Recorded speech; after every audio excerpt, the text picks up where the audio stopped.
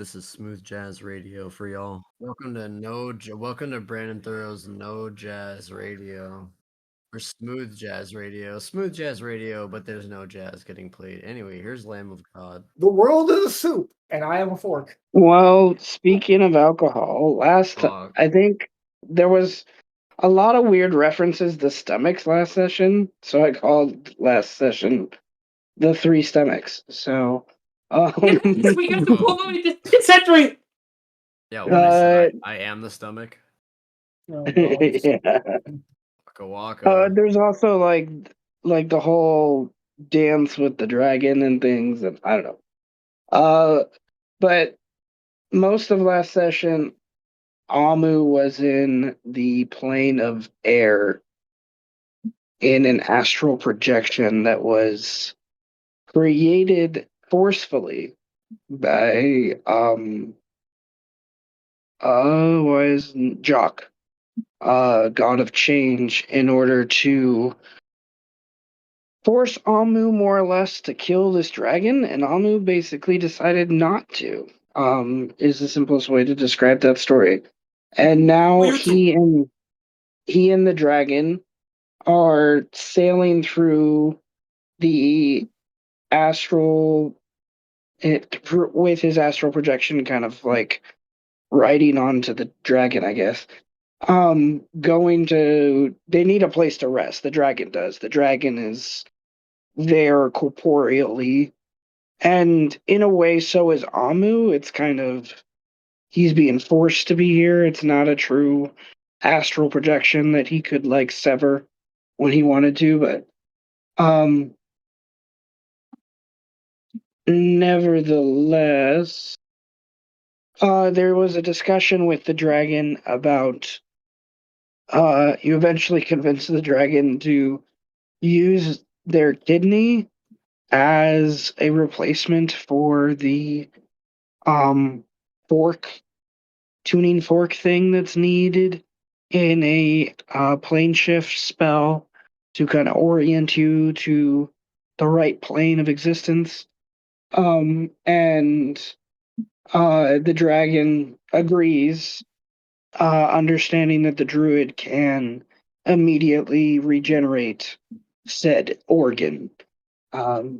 Nevertheless, they wanted to like prep this a little bit more, but you guys were assailed by a group of air elementals,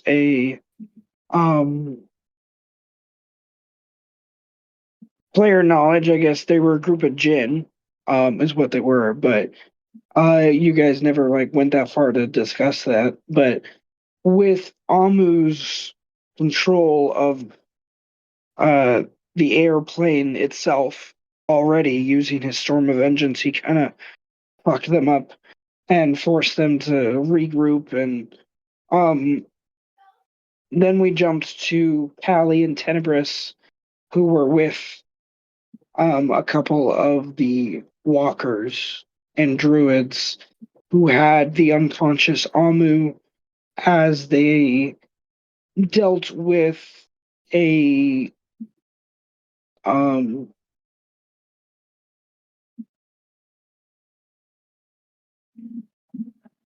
of trying, you guys are trying to find where the dwarves are, but then there's a group of Maruts and other I can't think of the word right now, but nevertheless that teleport in, and you guys escape from them, and you had gone through a tree that was immediately erupted by one of the druids and teleported with another druid's power to a safe place they remembered, which turned out to be somewhere very far west in the countryside.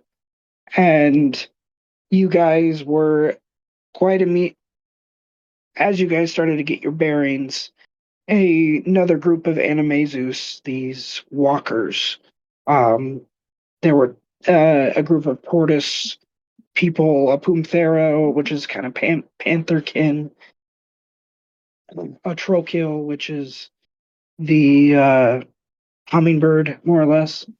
And the group immediately tries to hide, more or less. But because of um, forget exactly who, but someone fails the stealth check, and they're forced to um, kind of talk with them. And if you didn't already have these other walkers with you, Jahir and Grary, you guys probably wouldn't have been able to handle that in, I guess, the same position. Um, Nevertheless, uh, Almu um, is able to teleport in the middle of this combat, using the dragon's organ as well as some of his own magic, and essence because he didn't have the spell prepared yet. Everything that he needed at least, and he teleports with the dragon back to the material plane, and that is where it's kind of after uh Tenebris and the others have already left, so the party got split again, and you had Amu with Pio and the other druid, uh, this foxkin little guy named Gormonger, who's been with the campaign for a long time, um, stay behind, and then Kaly and Tenebris, his other quote unquote Fae, and these four other Animaesus, they teleport um, and get off track to try to get back to where the army was after trying to escape the attack of these Maruts, and their teleport gets them more close to the city than they would have wanted to, so they have to use a few more spell slots, take some more time, is probably the key thing to that, to travel most of it, thankfully, by magic, where one of the druids could turn you into giant eagles to allow you to soar through the grasslands to kind of make up some time a little bit. Um, Meanwhile, Birdman is in the swamps after dealing with his own dream, and he uh, is waiting for the Tarask to just get ready to move again, more or less. And he sees Ember, this kind of, at this point she's like Tinkerbell size, like fiery elemental thing. She is made not just of fire, there's element of water, there's earth, there's and definitely how they circle together and how she can fly, a control of the element of wind as well. But she um is coming over to investigate the beast sleeping, and Birdman intervenes, kind of sensing something off, and is able to get out of her that she was going to find a way inside of the beast to get something she needs. That's all she knows. And Birdman, uh, just trying to be helpful, but also trying to, I think, remain neutral, uh, invites her inside to his apartment that the beast ate and has lodged now in its lungs somehow. Uh, and they discuss in there a little bit more about what she's looking for and what's kind of Birdman's goal of leading the creature, and a little bit about the dream together. And then Birdman starts to notice that she is dissipating, almost evaporating slowly. The longer she's inside the beast, it's almost absorbing her. And the beast all of a sudden wakes up and stands kind of at the ready, but like I would imagine anyone that saw it from the outside, it would be very, very rigid and not a natural stance by any means. And Birdman has in his mind's eye, because of his raiment, his magical raiment that was made from this beast's innards, he can kind of connect with it, and he's able to sense that the beast is more in his control than it ever has been, because of Ember kind of losing her connection to her kind of physical form. Um, Sensing this, Birdman decides to convince Ember to leave without what she came for, and he's able to convince her inevitably to do so.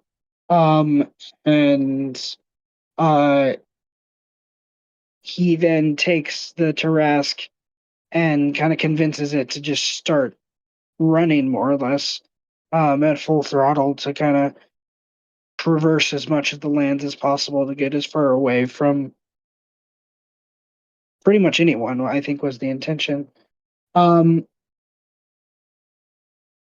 I kind of jumped some things, but we did end with Amu using the kidney of the dragon, and then you guys coming back with Goremonger regenerating the uh, dragon's kidney or whatnot that was used, and I believe the dragon kind of flew off after that. But um, we're going to pick up with everyone. There was some travel that needed to happen that could be circumvented with magic and whatnot, you could say, if you would like, and that's fine. But there's going to be about 2 days of downtime that would go on to kind of get you guys back oriented to where you kind of intended to be after the kind of side quests that happened with the dreams and whatnot. Well, the dreams and the Marut and whatnot. Uh, Marut are still looking for you. I will say that to be clear. Um, I think Tenebris would sense that at the least, and at the most, Kaly would just know that because of what these things are, um, and how you saw them to be crafted and kind of ordered on the plane of Mechanus, where you spent time learning the magic that to master the magic that you have.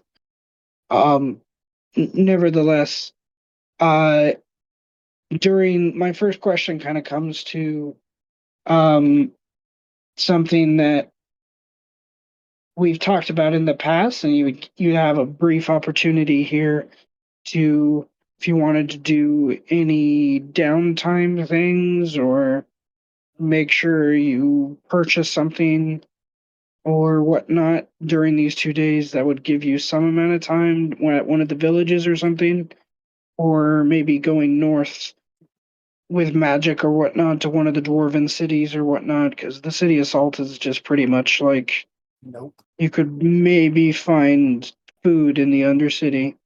Where even are we Maybe. right now? I have so much pleasure when you just bandage it.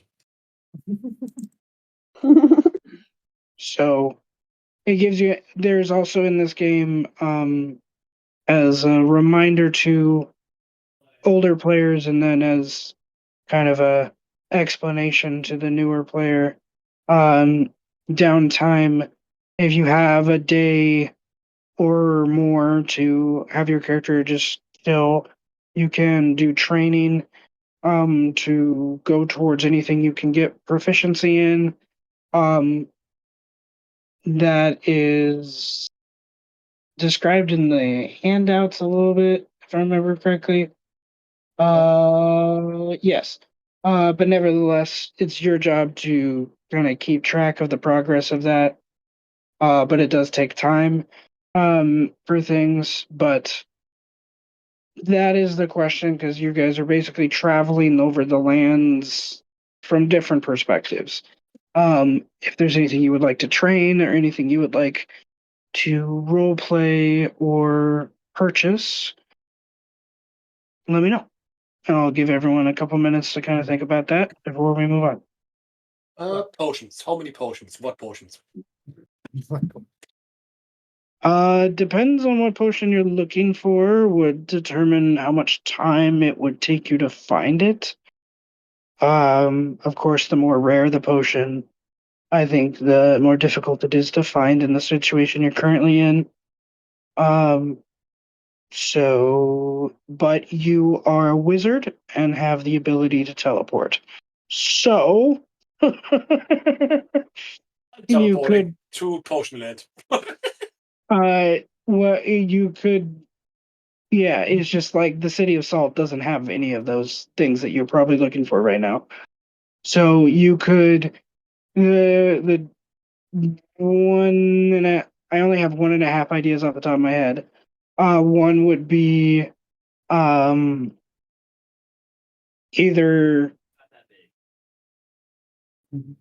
you take a longer time to like scour smaller villages, or you can try to go to one of the dwarven cities to the north, or you can go east to one of the cat folk trade areas. They're known to have a good amount of magic stuff.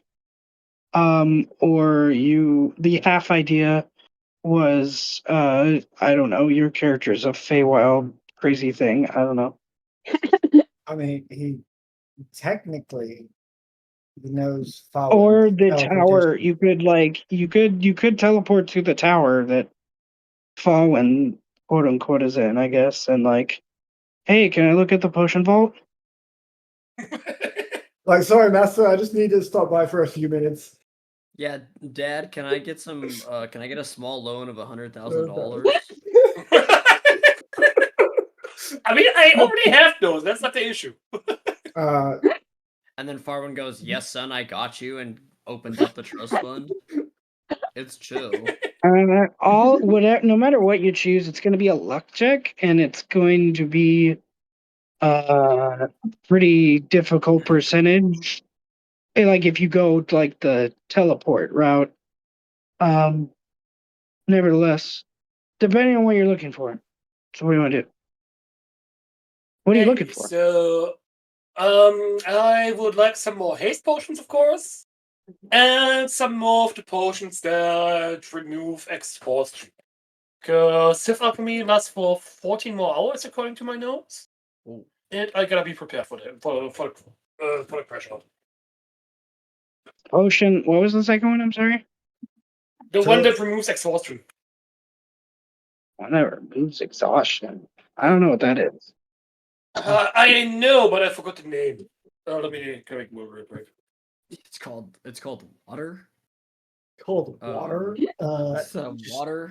Just drink it, you fucking It's not that nerd. simple. Potion of Vitality. So you're from a desert. The potion of exhaustion of non-exhaustion is water. Get good, bro. Find an oasis. Would we be able to rest during this time? Like if Of we course. couldn't think of anything else to do? Yeah, no, that's a guarantee. Like if we have I guaranteed think downtime, that's just what my character's gonna do then, because I haven't even used the items I originally bought to stall. I don't think I've used anything I bought, so I'm just don't worry, guys. be careful. I'll use it on the final boss. The problem is, I forget I have it, and then by the time I realize, I'm like, oh, well, that would have been helpful at the beginning, not now. I mean, look, I didn't even know I had a plane shift spell until last session. And I'm a fucking druid. So I'm not gonna give you shit for forgetting you have items in your inventory. It's also the fact that I'm so doubting everything I do. So, like, I have the spell time stop. I'm terrified to use it. Use it. Use it. Just Use it. Use it for your own existential quandary. Use it to to have your own minute and a half. Have you monologue. seen the shit that Amu just willingly spends his spell slots on? Like, oh, Yes. there is no. Should I use it now? No. If you're asking that question, you've already fucked up. You thought 2 steps ahead. True. You need to think half a step ahead, and then fall on your face and deal with the consequences afterwards. Maybe a quarter step. Don't even think about where you're going to step. Just begin to step. The ball comes later. Just keep I moving, right? can't help it. I'm a chronic overthinker, and this just because I'm like, oh, well, this would. I overthink now everything. So when I go to play, I'm like, oh wait, I should do this. I should do this. Okay. Creed. Where are you going? Dragon Rider Land seems the most reasonable because they're usually stocked up on whatever someone needs. And we have been there before, so Have you been there before? Okay, well, the question is, did Eros or Strike or anyone buy speed potions? Not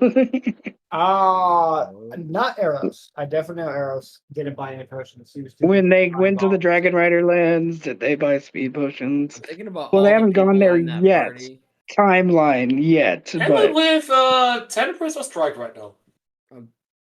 They would strike. I'm thinking about everybody in that party, and I don't think anybody is buying potions except for Liam, and I don't even think Liam is buying potions. Okay, I was confused there. So Strike doesn't need any potions. No way I would say. okay, because I'm just but saying, Tenebris would do if that. you're gonna go buy potions from them, then they don't have potions that they buy. You know what I mean? Because there's not like infinite potions, as cool as that would be. Yeah. No, I got confused. If we're with the forest group right now, then no, Strike doesn't use potions. He just eats dwarves. Yes. Well, they probably would buy like healing potions and shit, but I don't know if they'd buy like all the super special potions or whatever. Yeah. Nah, that's not the style. No. How much gold does he have anyway? I know he has a Helm of Teleportation, so maybe that's why I got a bit confused. But he only has like 1,700 gold on the. Can't really get much with that, so let's save it for now. Okay. Then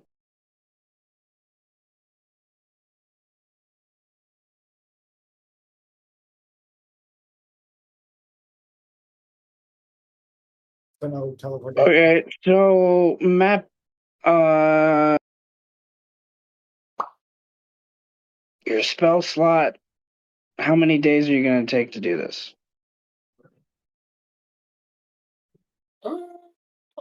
One.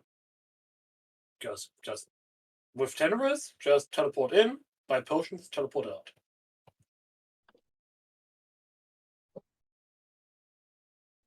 You have it. If you don't, fuck it. Whatever. I don't know before if I have what I need. I don't know that, so I'm just gonna try. Can you imagine owning a shop? Someone just appears in the middle of shop. Hey, do you have this? You're like, no. Okay, bye. Boop. Oops, out of existence. What the fuck? You The close. craziest Honestly, that perfectly aligns with this party's energy. You know what's crazy is I think I've had that happen more than one time to me in real life. So just like somebody just appears from nowhere, comes in and just goes, "Do you have this thing?" I go, "No," and they go, "All right, peace," and they just walk out. I'm like, whoa, Strike was in Dragon Rider Lands. He wrestled a dragon. What Yeah, the we're not fuck? saying he wasn't there. We're saying I was asking if Tenebris was ever there. That's what I was asking. Yes, before me. Okay. Barman's definitely been to the Dragonlands. That dude sucks so bad. He's been Tenebris was there too. He accompanied him to buy potions. Of course, you are Darth Maul after all. Mm-hmm. You have been there. Well, I don't use a double saber, so more like Darth Yeah. Tyrannus. Yeah. Can't be Darth Tyrannus. Okay. Well, I guess it can be. That's Dooku. Yes. I'm stupid. No, but I've never heard anybody All call him right. Darth Tyrannus. Which one do you look for first? Because you're not going to find them at the same place. Like in this implies like 12 hours of your time at least spent it doing this. I'm just gonna take a walk, take a hike, look around. Where the fuck are potions in Dragon Land? So there's definitely more than one shop, isn't there? So, Well, which one are you looking for first? potion of vitality for sure.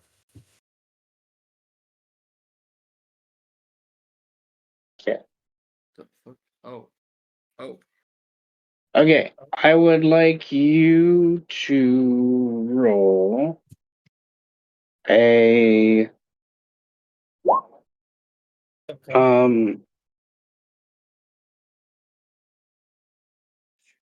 now that was what I did there will suffice for that part. I would like you to roll a persuasion or investigation check.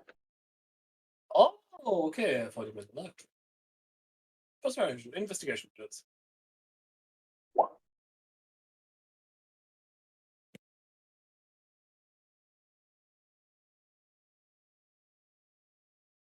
Okay. Uh, I would like you with that roll to roll me a 1d4. E4, that's very specific. Okay. It's not like it's a D37. Okay.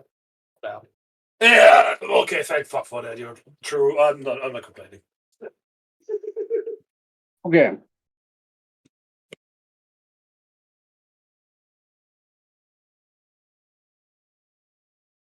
Okay, well, wait, yeah, that's that.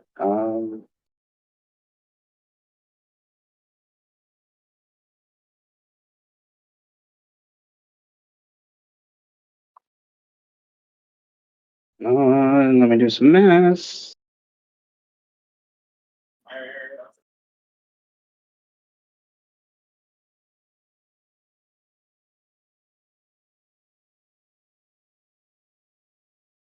Okay. You search, and I would like you to. Well, you rolled a D100. Okay. So that's it's a 1. Does that change the roll? It does. Okay. So you find a potion for of vitality for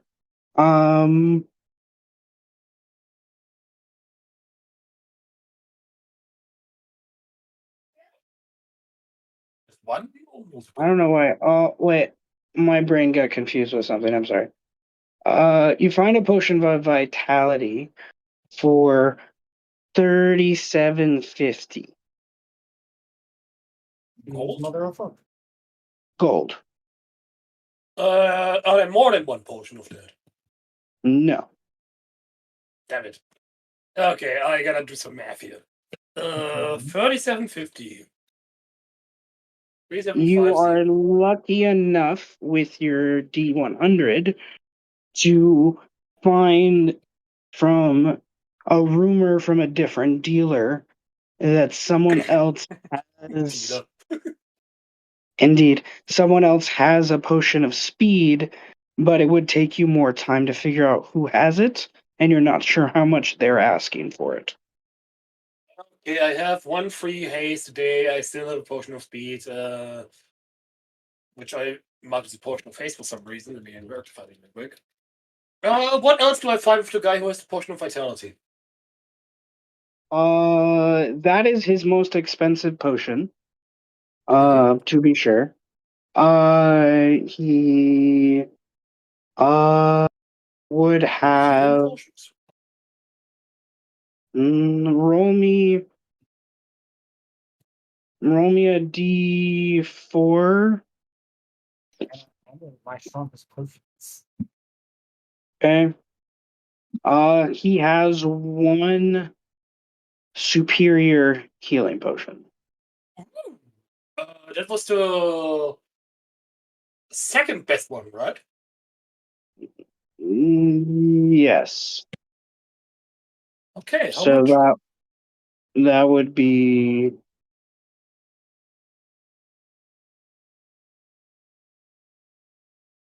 Give me a second. If he has any other potions, I'm taking them too, just out of principle.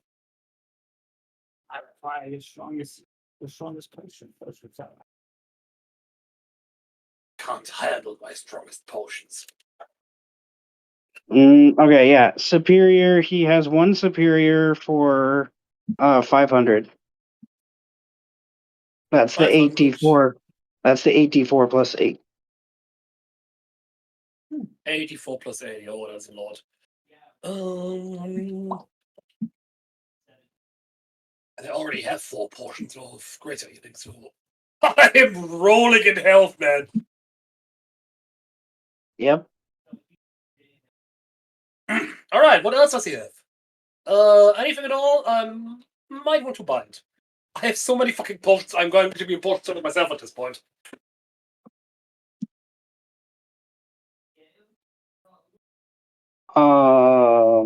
At this rate, you're gonna die like a wolf. Maybe. Who knows? Who cares? Time just means a new character.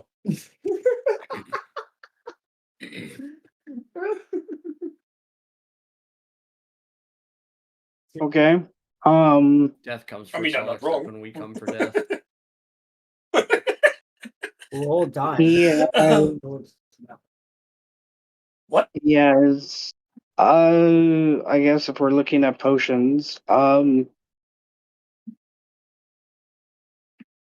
Expedition he has 33. Play it. 2 random uncommon ones. I will roll for those in a second. And he has 4. What was it for? Math? 5. 5 common potions.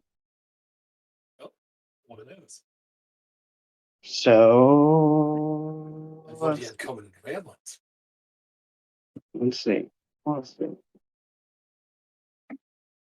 Not sponsored. Play Expedition 33. That's all I'm gonna say.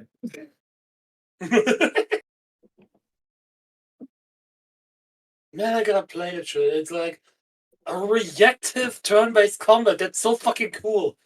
It is. A turn-based game, you could actually take 0 damage in if you're good enough. Yeah, it's like somebody combined Dark Souls with Pokemon. How fucking cool is that? More like Dark Souls with Final Fantasy. Turn-based is turn-based. Come on. Yeah, but That's Pokemon's terrifying. about collecting different creatures. So We're talking about the combat system, not the thing in general. Yeah, but Final Fantasy is more aligned with that type of combat system. I mean, That's also a fair point. Yeah. like Pokemon, you only get one at a time, while you're getting to control 3 different people throughout the round. So the comparison is pretty weak on the Pokemon side. And plus, the game director literally is a fan of Final Fantasy and Dark Souls, so that's why it's more apt comparison. Oh, okay. Then that explains why they have turn-based combat with fucking parries and dodging and riposte. Kaby is skipping the fact that Jeff just rolled 2d18. Luck is sort of in your favor.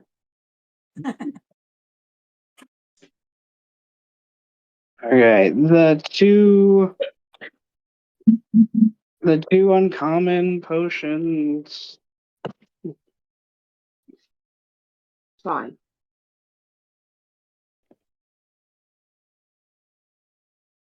Growth hill giant strength. Oh, wow! Okay, I don't even get a shape change now for that bullshit.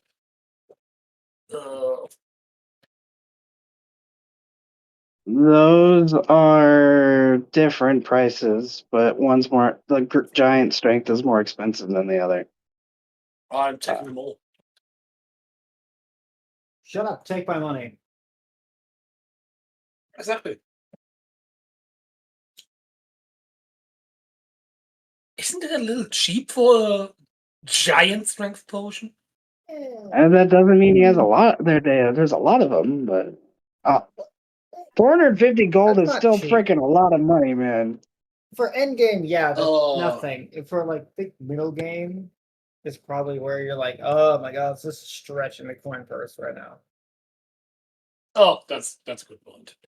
175. Like if it was storm giant strength, that would be fucking expensive. That's like getting into the tens of thousands of gold right there. I already rolled. He has no legendary, and you already got his only very rare. So, oh, I'm just saying, like in terms of expenses for level 20. balance. What the Ooh. fuck? Okay. That's very balanced. I want it to be known that I am working out for these things, so that's 30 push-ups to me. I just want that to be known. But yeah, Okay. my bag of holding could use some weight reduction. So whatever else he has, I'm buying everything. Oh, I forgot. It was 5, not 2. Or more. Okay. 5 separate potions, or These are the next ones are common potions. They're all 50 gold.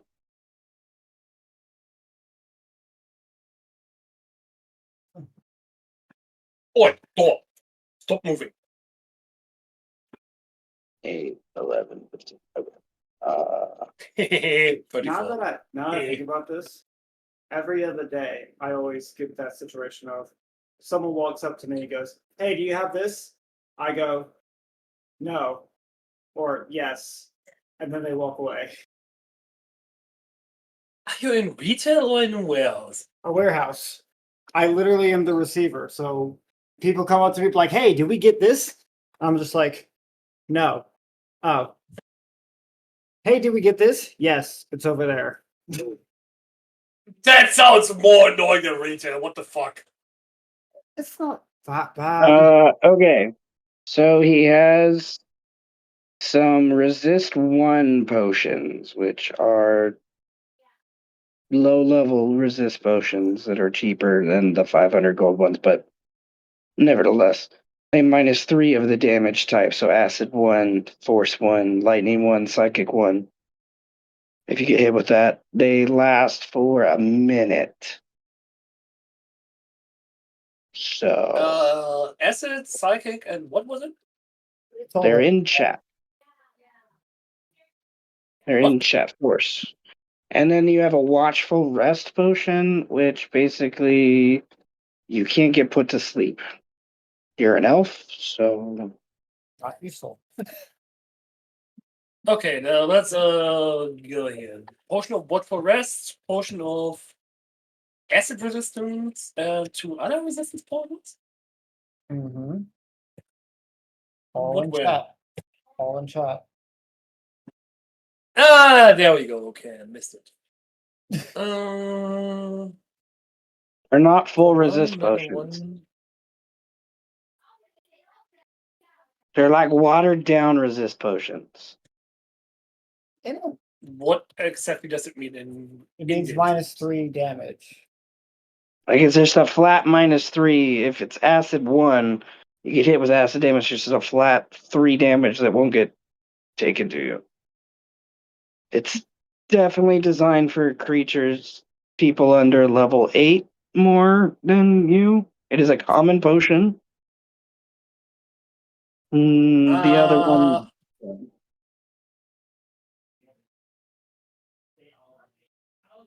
You could mix might the be able to choice potions towards and it. try your luck.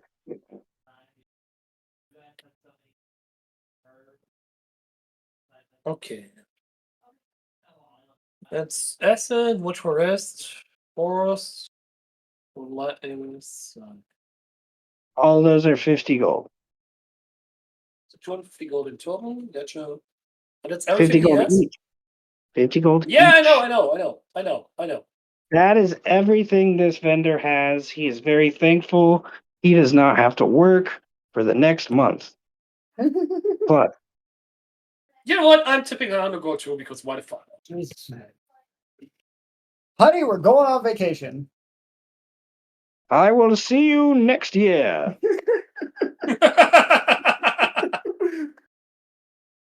I'm being nice, I know. That's why I didn't go too forward. Yeah, you could have just robbed him. Yeah.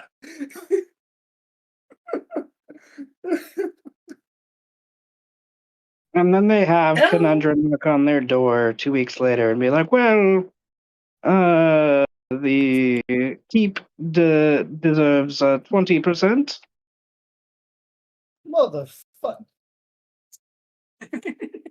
I'm not home right Okay, now. I'm definitely spending more time getting acquainted with other potion vendors because I clearly don't have enough potions just. Jesus, motherfucker, right? It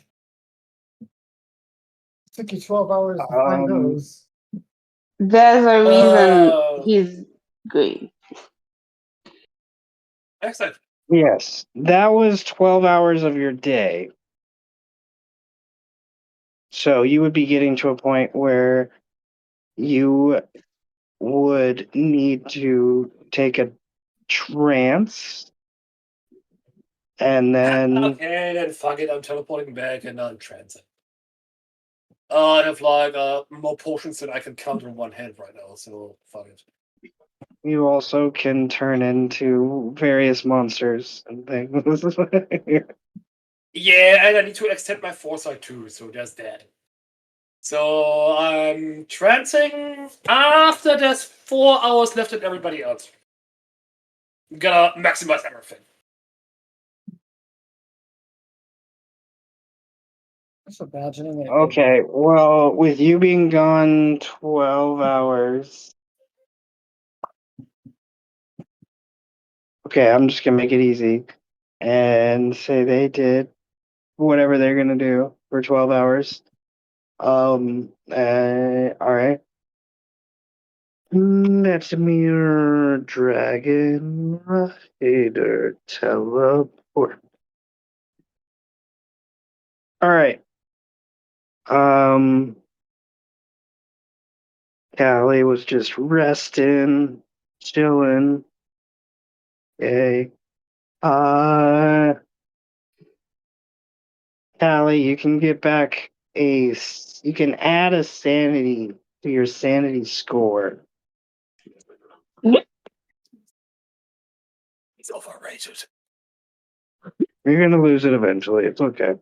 Oh, I know. I kind of just want to lose all of it because after almost losing it to cookies, I'm just like, yeah, I'm just gonna be crazy by the end of this. You don't want to be at 170. Roleplaying that is a pain. I'm speaking from experience. The bad thing is I don't remember where my sanity is or how to change it. Um, I'm it's sorry. in your sheets. It's one of the scores on the main page. Oh, I see it now. Okay. Sorry. No, you're good. You can just change the big number. You should be able to click on it and add to it. I am.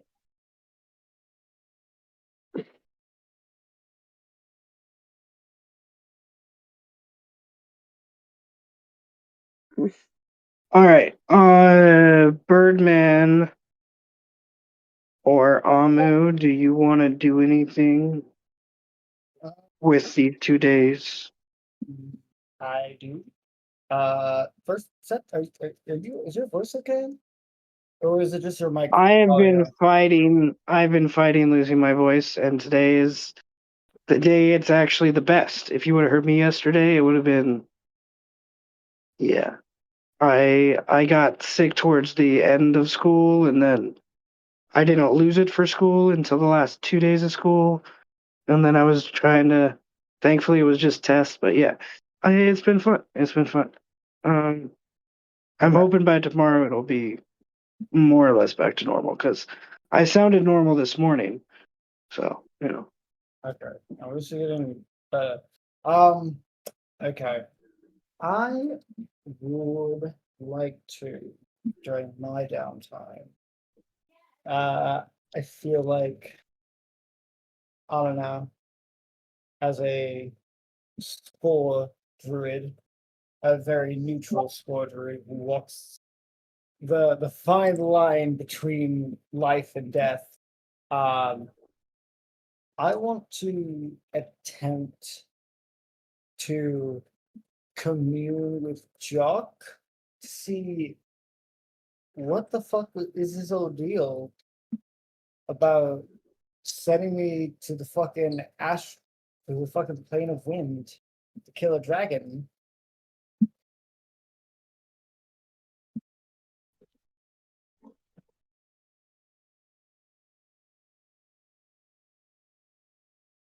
Okay, are you? How are you doing then? Um, I feel like I I'm feeling like a nature check, but possibly at at the minimum a nature check. Um, I don't know if I possibly have any spells that might aid in that regard.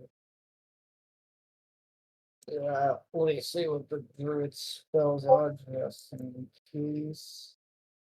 No. No. Hmm.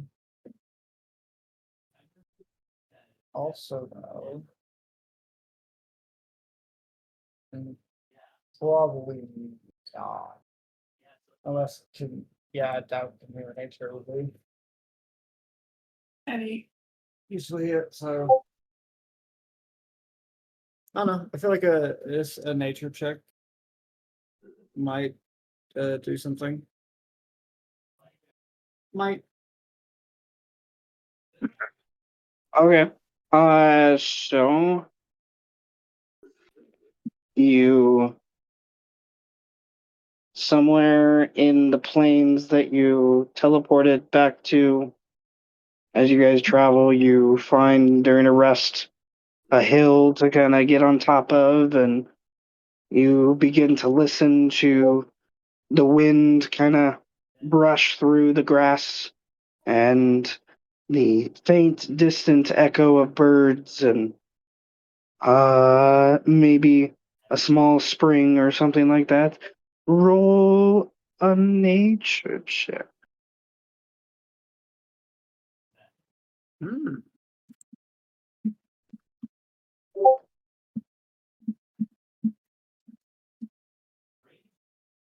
Um,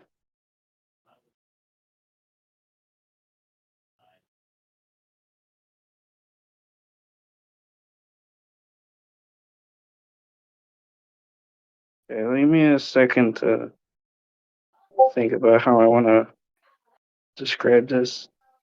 Um,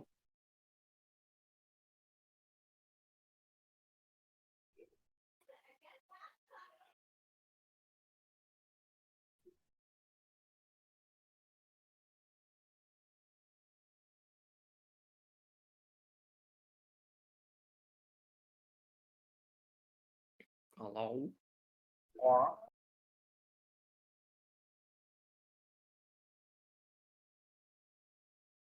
Customer support.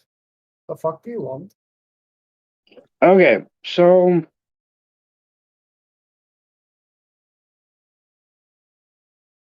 the wind picks up, and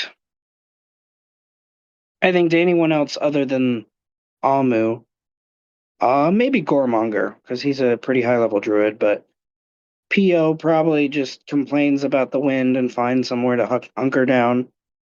And in the distance, I imagine this adds a layer to the dwarves and their exhaustion from multiple bouts of cholera and diarrhea that they've been dealing with.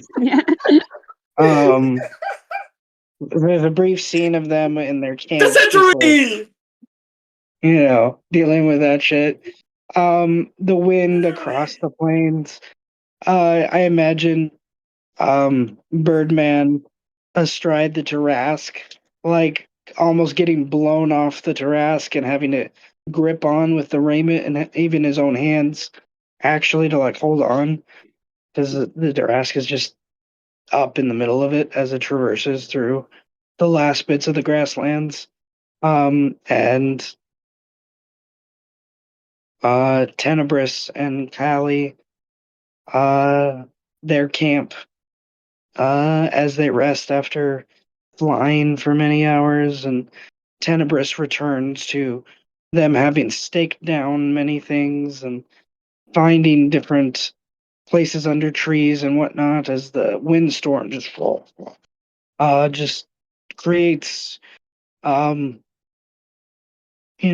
of us from the western United States understand. I think there's a level of wind that gets kind of insane. Um, so Florida. nevertheless, uh, nevertheless, what Amu starts to see once he loses himself in the sound of the wind is something in his mind's eye. His eyes are closed, but the wind kind of is like brush strokes that creates pictures in his mind's eye, and he sees the something like a small town or a farmstead or a glimmer of a piece of a forest.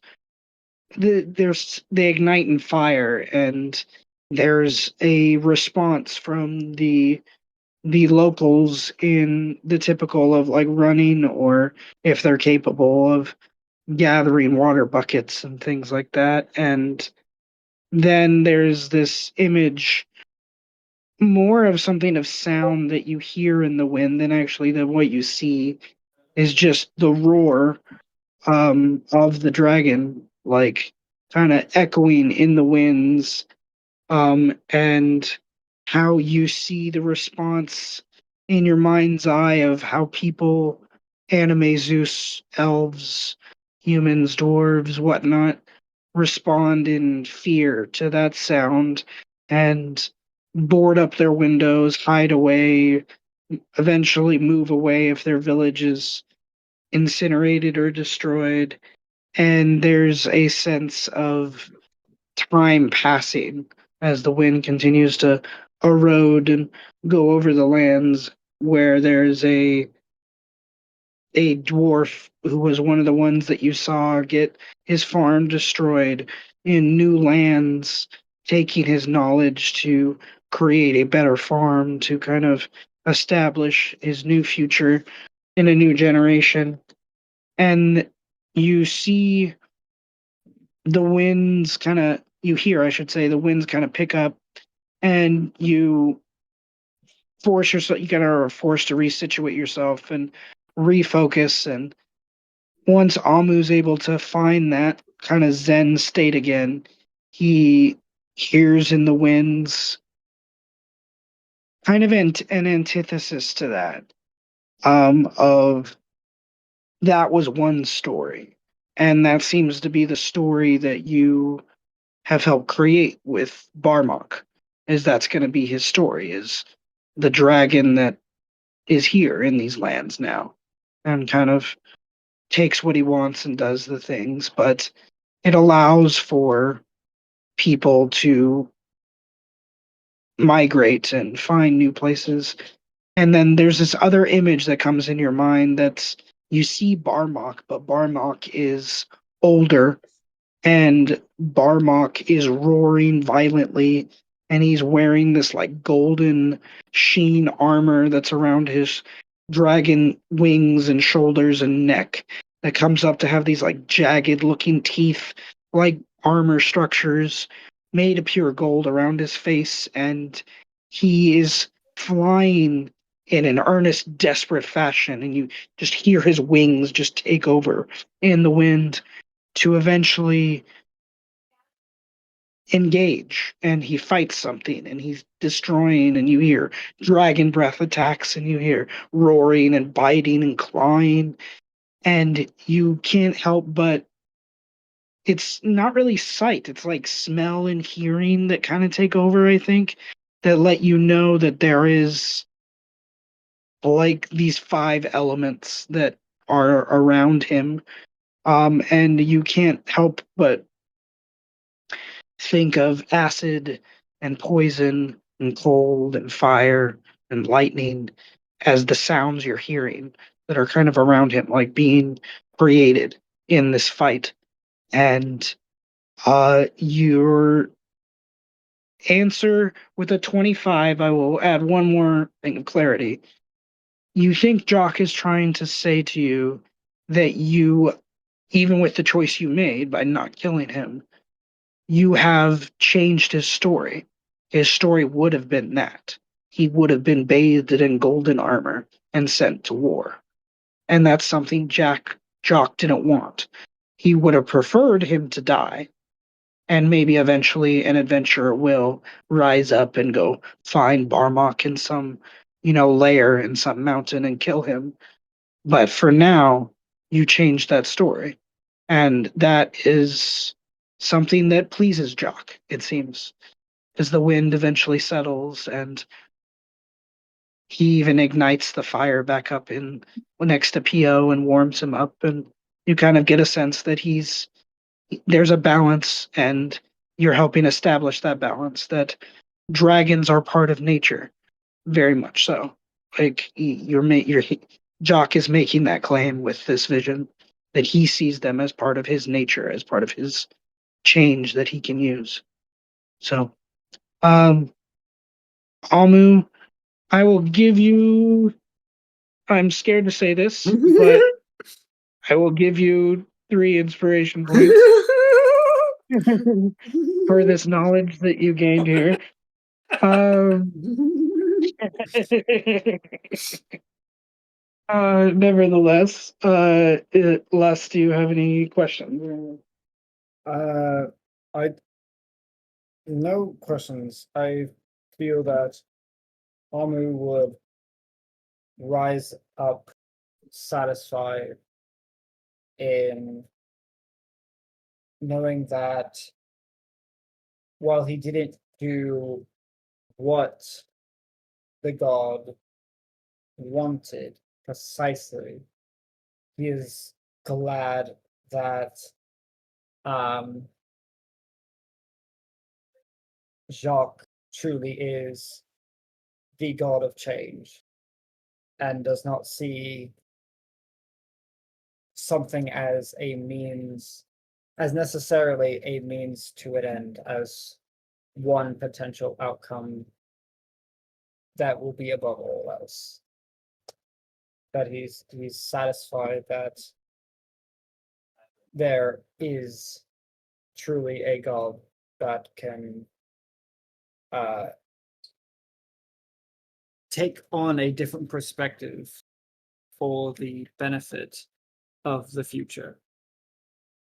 He's one of the few that can. You know that from your time as a druid. He's also, I think that's why Jock is. If druids worship in these lands a god, it usually is Jock. Yeah, I think that it's definitely something that in Alma's time he probably has not personally seen the workings of a god firsthand in this in this scale. Like minor things like magics, he's seen, sure, but the influencing of overall nature outside of the god of death and his effects over the last 10 years, he I think hasn't seen much of Jock's influence. Probably has Yeah. heard the stories, but never, had the chance to witness it. So he gets comfort out of that, and would return to the fire and hunker down without really saying anything, to just sleep for the night.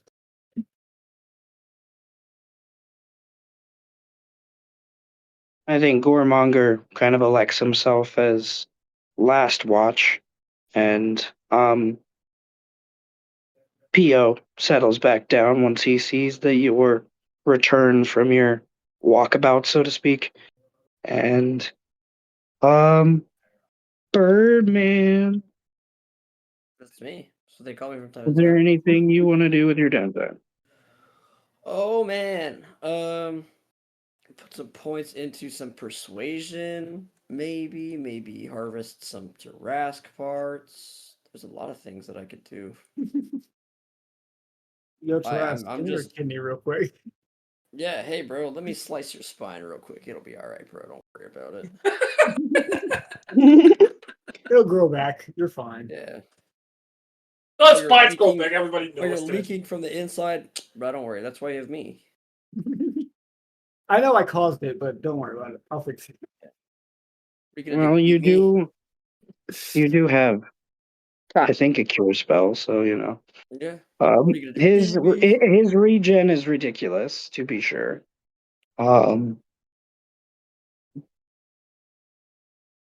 But it is also the difference of doing surgery on something that's asleep versus awake. Right. Right. Yeah, and I have no medicine skill to be heard of. Absolutely not. So yeah, fuck it. I that's so sorry. I'm far away from the microphone, but we're back now. Um, we're back. Um,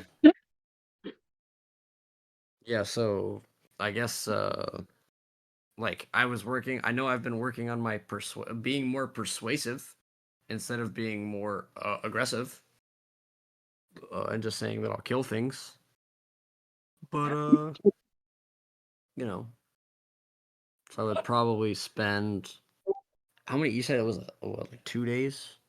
If you spend all your time doing skill checks, you could do 4. Or oh man, but getting Jurassic parts would be great. I feel so okay. So can I talk to you about something real quick? Where are we at on the Tarrasque being the favored terrain? Like, do we have to does that need to be brought up? Jurassic. Can it be an evolution of his raiment? That's funny. I forgot about that.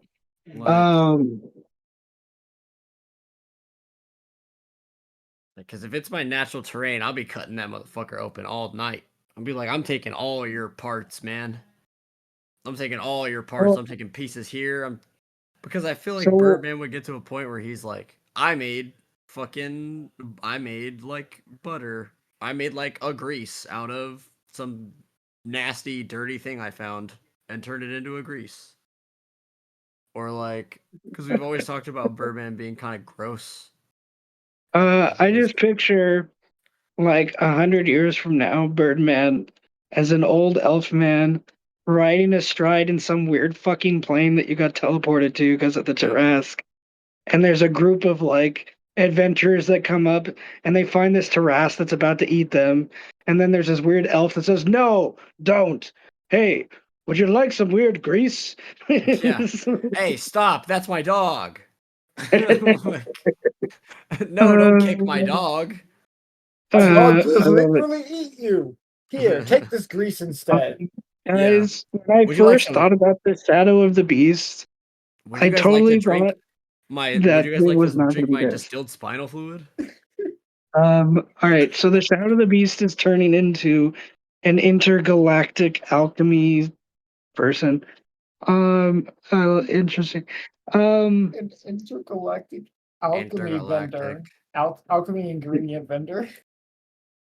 Yes. Well, I've always known Birdman to be like, I make poultices. He's a ranger, right? So like he doesn't make like potions or like he's like, man, I made this ointment. Rub this shit on your toes so it doesn't Bird, smell bad.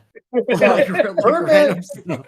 Birdman sources the Like ingredients. He sources the yeah. ingredients, just like he Naturally sourced. naturally sourced Just like ingredients, he yeah. sourced the fucking. Just like he sourced the damn dick of that fucking bull. Yeah, I use all kinds of weird shit like all the time. Like, dude, I have a dick for a bong. Let's be so fucking for real with ourselves. Hey, dick, I'm mind nat- you, that I'm should not naturally and locally exist. sourcing my ingredients. Okay. Other than Hey, for 100 years I've been collecting the sweat of the Tarrasque. Would you like some? It might be useful to you one day, or not. so the benefit of natural explorer of the terrain. You want some Yeah. gamer Jurassic bathwater? Yeah. Just the saying it aloud. Just okay. Favorite trade proficiency bonus is doubled. When you're traveling for more than an hour, favorite trade you do following by you can't get lost inside the I Tarrasque. we've already established I can't get lost in the Tarrasque. I am the Tarrasque at this point. It's so me. So if you're inside, okay, so the next one, even when you're engaged in another activity while traveling, you remain alert to danger. So even if you're inside the Tarrasque, you remain alert. Yeah.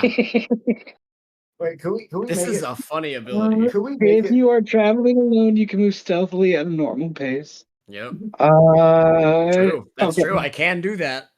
So you can like help the Tarrasque stealth, which is like hilarious because it's not a stealthy creature At No. in all? any way, shape, or Turn form. into Turn into Godzilla, always disappearing behind buildings. Everyone's like, "Where the fuck is he?"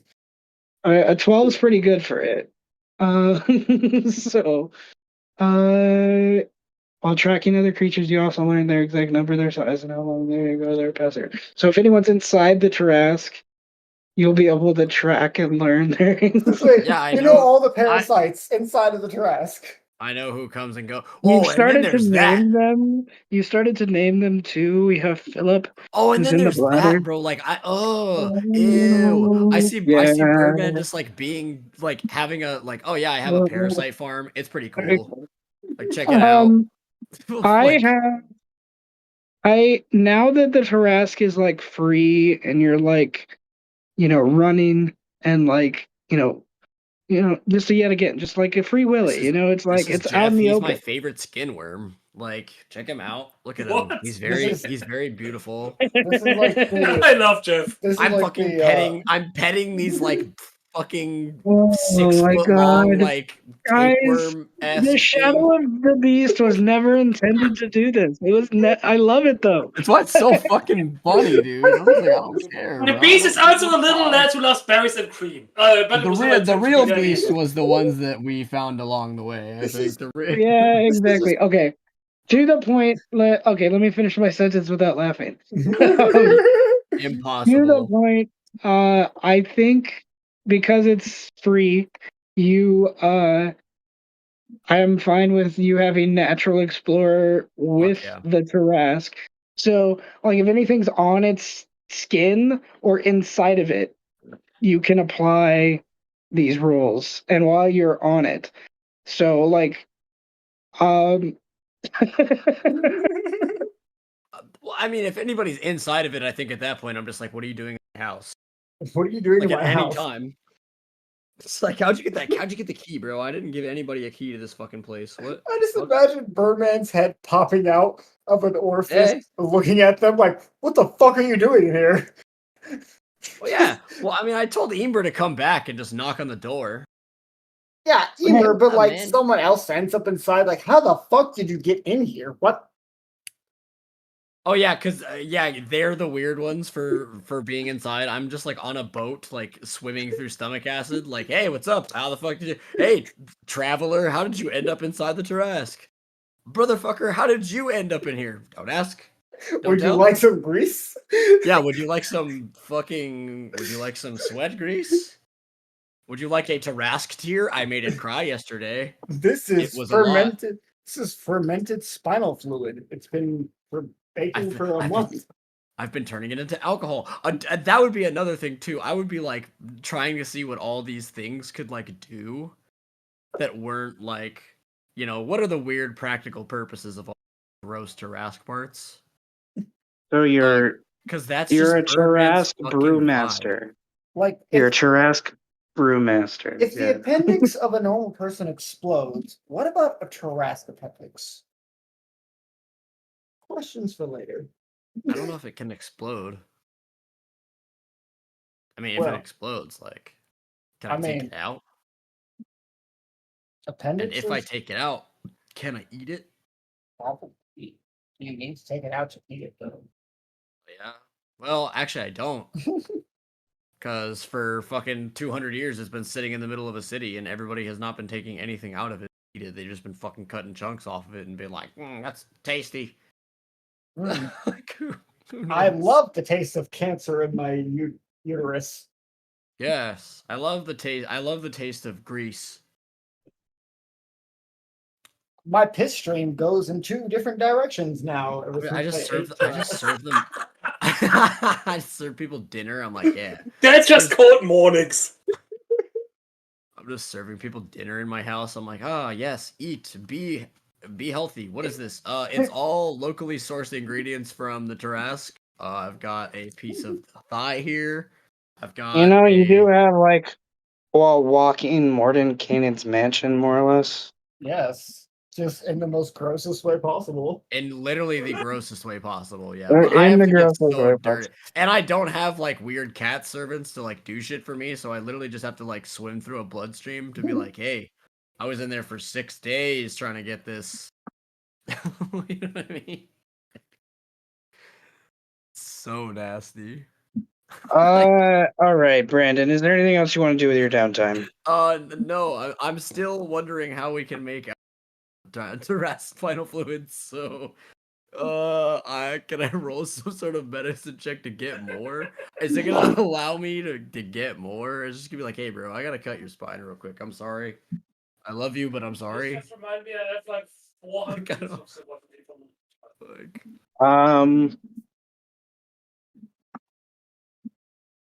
Roll me a nature check. oh, good. I was gonna say, like, other than that, no. I think I've spent my 2 days. I've spent my Exploring the Tarrasque. exploring the Tarrasque. Yeah. Woo! Let's go. Oh, by the way, Okay. great. It says it's 3 streams in the morning rather than the normal 2. Damn, it's like a fire sprinkler, like from the top of a building. Like you're pissing it. You're pissing in a 20-foot cone. And it rotates. The streams Oh, rotate. It's a whole ass bell. You will never piss the same again. yes. Okay. With a 30, you are able to know that it's probably best for the spinal fluid to try to wait for when it's sleeping, maybe. Mm. Just to be on the safe side. For things. The You can, because of your raiment, avoid some of the surgical procedures to get to it.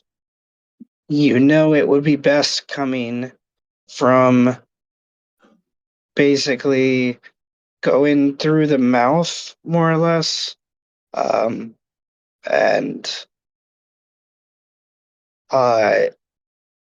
traverse through using your raiment to its back, and because it'll be easier than trying to go through. You don't have much luck going through the spines on its back, I would say, with how thick those are. But yeah, you can definitely roll a medicine check. I'll give you advantage because of your nature check. To try to extract more spinal fluid.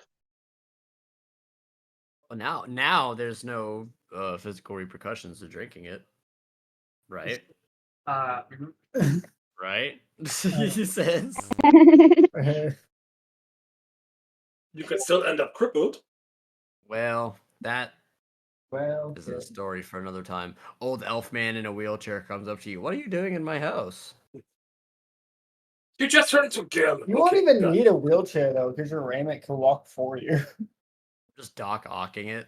What are you Exactly. doing in my house? What are you doing in a Tarrasque? My house, bro. What are you You doing? mean, you mean my house? Yeah. I repeat, what are you doing in my house? My apartment's over there. This is where I Jeff. fish. This is Jeff, my favorite skin worm. Over there is Samuel. We don't get along too much, but I still love him. I have a blood fly farm. It's chill. I pop them for enjoyment sometimes. It's fine. They have 100 for every breeding cycle. They make me gross Tarrasque honey because they just keep sucking it off. Okay. What fly honey? Jesus, rip the river. Make me gross Tarrasque honey because they keep sucking it off. My goodness.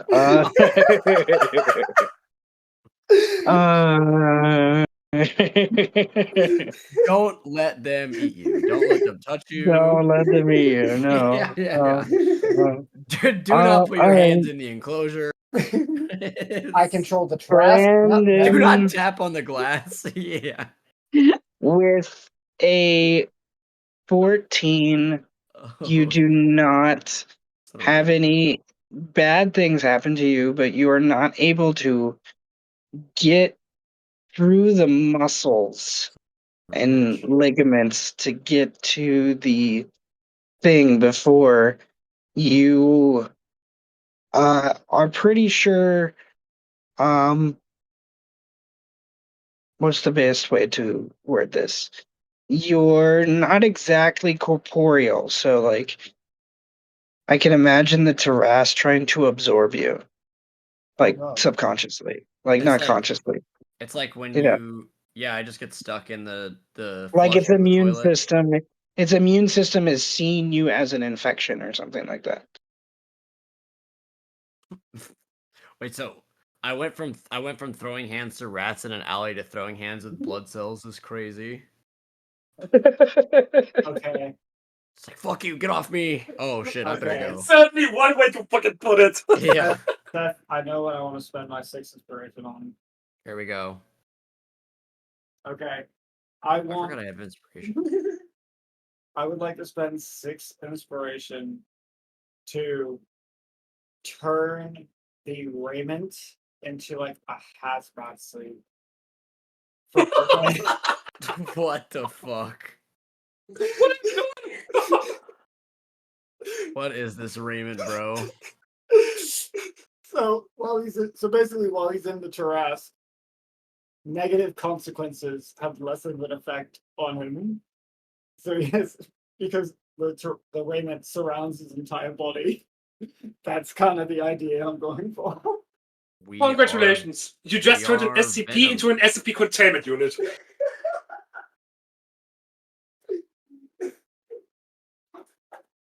Okay.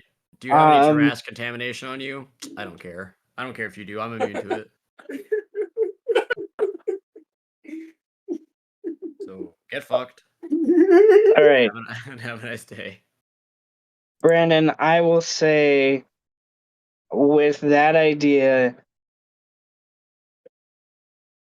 you're able to resist a little bit longer. I will allow you to roll one more time. Yes. The medicine. Where's the medicine check? Here it is. It's the same thing. That's Oh, crazy. It's the same thing. Fuck. If I added a plus 20, is it 3 for a plus 20? Wait, how many? Yes. And three I for will. Dude, It's I'll 3 spend for a it. plus That sounds 20. funny. I'll become Osmosis Jones for 3. Yes. I'll take Osmosis Jones for 3. Yeah. okay. Sure guess The our age. DC was against the Tarrasque passive constitution, which is a Oh. 20. Oh god. So 34. no other creature on the planet has a plus 10 to their con, just so you know. Yet. Yet. So yet true, yes. Well, Tenebris sort of, but it's magic, so not exactly the I just same. haven't eaten enough Wheaties yet. It's cool. Yeah, I We'll haven't get eaten one enough. day. Okay, nevertheless, the suit wraps around you and covers your eyes and covers your mouth and, you know, allows you to like stay in your form while the flesh tries to like literally suffocate you, and the immuno responses start to break down your proteins and slimes and things of your own body, and you harden yourself, and you are able to take previous knowledge of the times you've done this before, I think. And I imagine that's part of what the inspiration represents is, imagery comes back to you of the 3 or 4 other times this surgery has been done, and you're able to um, take your sword out and get it more clean cut. And I would like you to roll a d4 plus 3, because your wisdom looks like it's a plus 3. My wisdom is a plus 3. That was good insight of you. A magician of Okay, math. average, which is fine. Not bad. You have what's the word I want to use for this? You have like 5 vials worth of Tarrasque spine. Damn. So probably like almost 2 cups worth. Damn. Damn it. It's not enough to make anything. Yeah. I'm gonna lose 90% of it in the distilling process. I Brick. came up with an idea. I just remembered something I could do later. Well, if you want to gain a level of exhaustion, you could try again. Man, I've never been more tempted to be exhausted in my life. It usually comes without it with water. Nah, we'll save it. I don't know what I need to do for the next 2 hours. We're okay.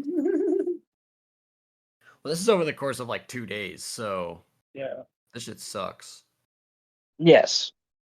It's a terrible, terrible process. So, yeah. No, we'll take my 5 vials. I wonder if I can just... I don't want to give them to people. That sounds really bad. Oh, important.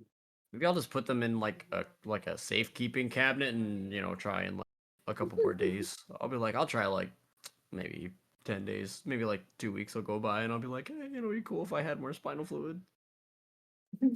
I'm not an addict. It's fine. It's fine. It's chill. I I will try again later. mean, you're not gonna drink any right now, you know? Absolutely not. We have to. I was told it has to be turned into alcohol. My ass over here, like I'm putting it in like those shitty little like barrels that you age whiskey in. Like just a vat of dude. This is my personal vat of spinal fluid. Why do you have that? Well, I got nothing better to do, and that's why I have that. Look, most of my job is just letting the Tarrasque go in one direction, okay? Yeah. I don't need to be Most- outside to do that. Most of my job is letting the Tarrasque live its life, and most of its job is letting me live my life. So it's a cool symbiotic relationship. I need something to do, okay, man? Yeah, I pay rent here, so it's whatever. So yeah. All right. I did I did think of something else that I could do because I feel like what I did would only take one night, really. If that's okay. Yes. So we're in the plains right now. But Goremonger has a tree staff, correct? You got it back because you came back, yeah. So Amu would ask Goremonger if he could turn his staff back into a tree so that he may use the tree spell transport via plants um, to return to the spore arc fluid. And Amu's purpose for this is to see what he has learned with the spinal fluid that Amu left with him for more than a week by now.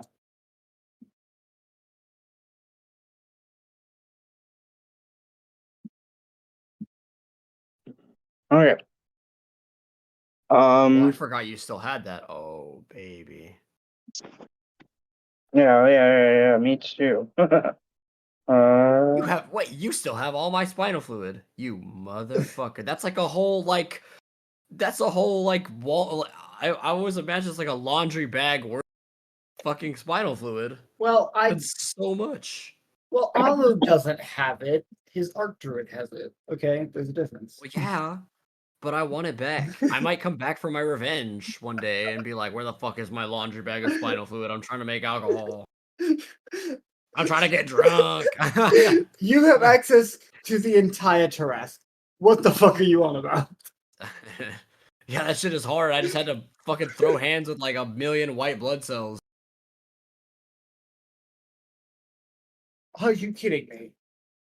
To get the white blood to fight the white blood cells, you must become the white blood cell. You can literally must- swim through its skin. I had to eat my way through its innards for an hour to get to its spine. I The fuck? infiltrated its immune system. Him and I are on talking and speaking and texting terms, okay? I know you don't understand what that means, and I'm breaking the fourth wall again as I'm prone to do. And I know you don't know what that means either. But listen, I need that shit back. I harvested that after eating its innards as a worm for an hour. And you're telling me that you, being able to swim through it, cannot harvest more than a few vials? Yeah, and this is Jeff. Okay. This is great. This shit is fertilizer for my tomato plants. You grow Inside the tomatoes inside the Tarrasque? Yes. I need to go use the restroom real quick while I think about this druid thing a little bit too, so give me 1 minute. Druids and Rangers, we're making Druids and Rangers so gross in this campaign. Okay, I'm a spore druid. I'm gross by just inherent nature. Yeah, but just like, come on, man.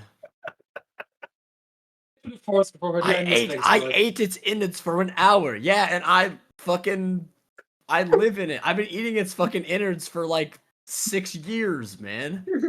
You can spare it for an hour. It's been over a month. Why do you think we wouldn't have used the spinal fluid? Well, maybe you're trying to use it for the same thing I'm trying to use it for, and that's okay, and that's fine. If that's what you want to use it for, that's what you want to use it for. But I want in. I want the cut. Where's my cut? We're not Where's my using it for shit? alcohol. We're using it for druidic research purposes. Yeah, that's what I said. You're using it for alcohol. Druids don't get drunk, they get high. There is a difference. Yeah, it's all. Yeah, but it's a euphoric experience. It's all the same thing. Not, no, it's not. Yeah, it is. One is an infection via poison, and the other is a psychedelic. There are two different things. Jeff makes it differ. Jeff is nothing more than a worm. You, it's okay. It's okay, Jeff. He didn't mean that. Fucking skin worm. You take that back.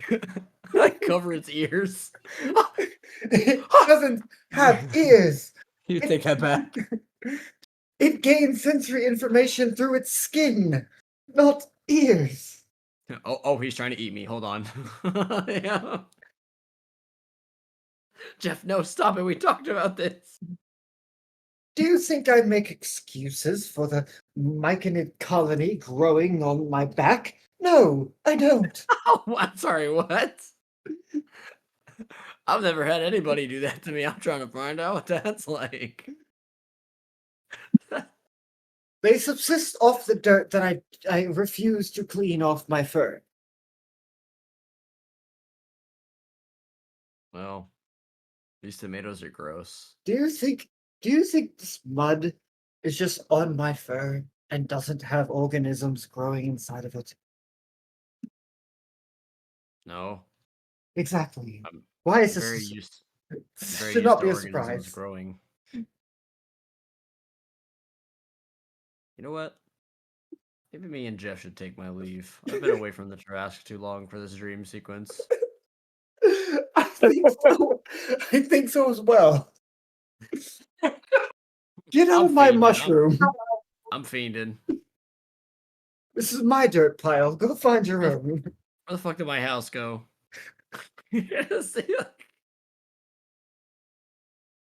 Oh, are you telling me that your house just got up and walked away? Yeah, it does that.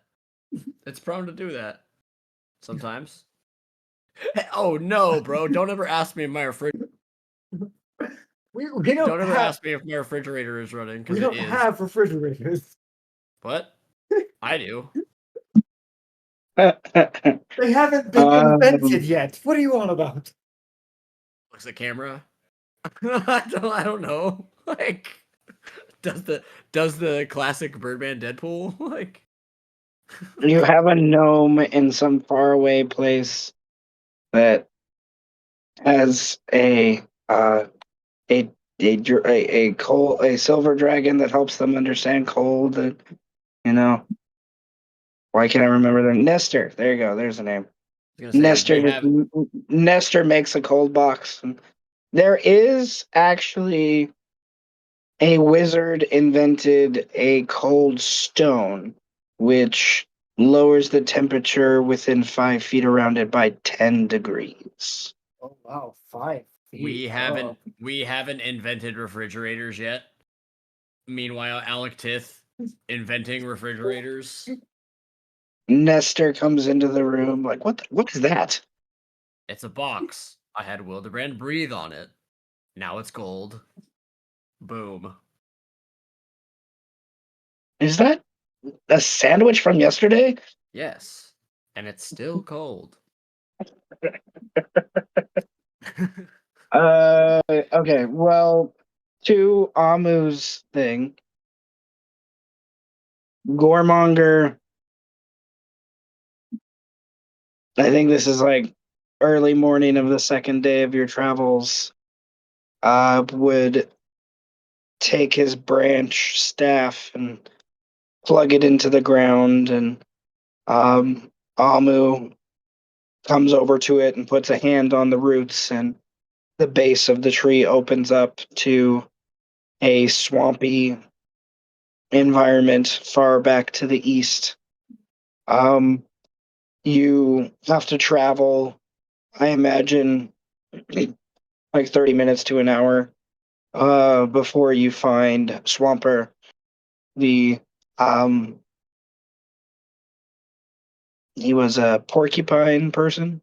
Yeah. Um, on his little hill, uh, doing what he does. You know, he's just kind of growing shrooms and separating different kinds of mud that he uses for different spells and alchemic purposes and things like that. And you can see some new additions of um, some glass and things like that to obviously distill and boil down different things and be able to see what's happening. Um, but most of his stuff, I imagine, is uh, made from stone or ceramic of some sort. Um, he probably you're never quite sure. It's probably a mixture of he doesn't care that you're here or he doesn't notice that you're here. Um, when he's back on his little hill, just like organizing whatever he's organizing today. Looks like different strings that he's kind of going through to make some sort of kind of hanging contraption to hold up and dry some things and whatnot. Um, what do you do? Amu would uh, just for the sake of understanding the scenery better, because Amu wouldn't mind. Did uh, Gormonger and Pio follow to the portal?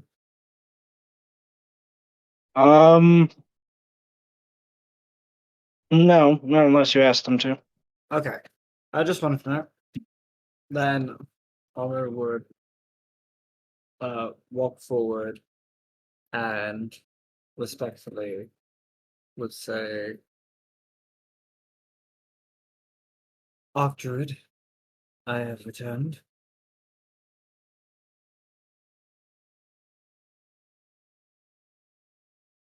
So you have. I have some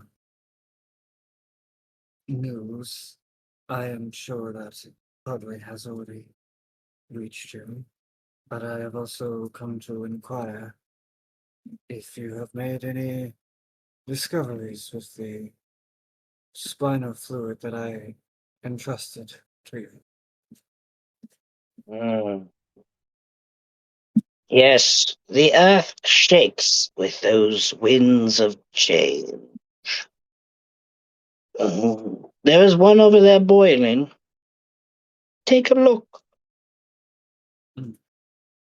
I will walk over to the boiling concoction, and I'm guessing a nature check would do. Yeah, sure.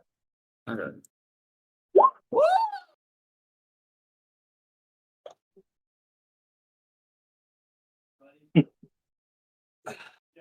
Um, I rolled for Swamper, the Archdruid, for his knowledge before while I was determining things. That is the third nat 20 in a row. Ah. Look, okay. Um, you see a kind of half broken bottom piece of some alchemic equipment. You're going to be surprised a Swamper stole this from someone. Kind of thing. But uh, there's the fire is turned up really, really high, and the spinal fluid isn't responding to it. Like it's not boiling. It doesn't even look like it's steaming. It's just, like you feel like you could put your finger in it and like it would be perfectly cold. And it's like, and you get the impression by the glass and everything around it that this thing's been boiling for a long time. Like he's had it up on high next to the fire as high as it could go for a long time. You see the stack of ash and things that he's used to try to get the fire as hot as he could, and it's pretty hot, pretty high as well. You also see um, a section of it that's like hanging, and it's like dripping, and the water that's dripping from it is kind of distorted the same color and it smells of the spinal fluid. He has obviously gone and used either magic, ice magic that he possesses, or some sort. He tried to freeze some. And you put your hands on it, and it's for how cold it's that the wrap around it seems to be. It's kind of like sharding some ice off of it. You would expect your hand to like react and wince to it, but it's not as cold as you thought it would be. It's like something that's been melting rather easily. And if you've ever felt like an ice pack gel kind of stuff, it feels like that. Doesn't feel like it's fully hardened, like it's more like a plasma kind of thing going on. And he's obviously done other different things to it, and he's painted with it, he's drawn with it, he's uh, obviously mixed it and mashed it in different bowls with different herbs and things like that. Um, and it seems to absorb most of the other stuff. It's like it just makes it more thick. It doesn't really like allow it to mix very well. And then you can see some things that he's distilled, and it's obvious that in order to synthesize it, if you will, with other elements, it needs to be broken down more than its pure form. And uh, by the time you're done investigating, he's just kind of standing next to you. He's crawled over and down off his little hill. This porcupine man, kind of dredged in leathers and furs and weird skulls and leaves and things. And he has this jagged piece of knotted root that he uses as a staff. And he's old. You can tell it. He didn't get the archdruid until way later in his life than you did, kind of thing, with the timeless whatever stuff that you guys get. But nevertheless, um, it is a resilient substance. I have used everything in my power. Ice seems to be more effective than most, but not as you would expect. It's as if nature itself is an antithesis to it, or perhaps something more. Ooh, we know it is an element of Earth. I have tried traversing to the plane of Earth with parts of it, and it is quite resilient to the pressure there.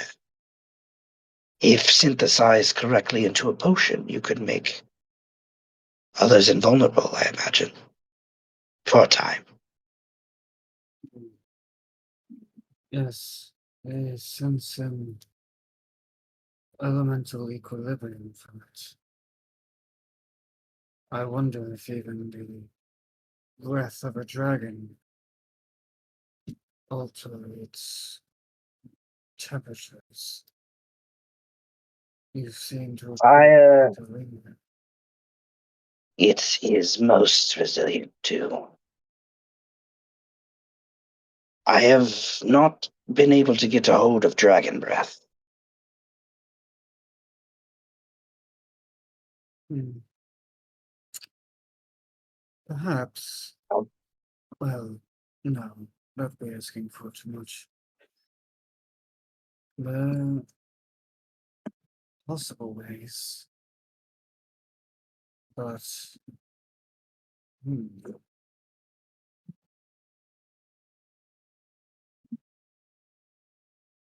Jesus, mother of fuck. Um, hmm. A potion is one thing, but I wonder, since it makes other things more thick due to its seemingly intolerant nature, I wonder if perhaps one could mix the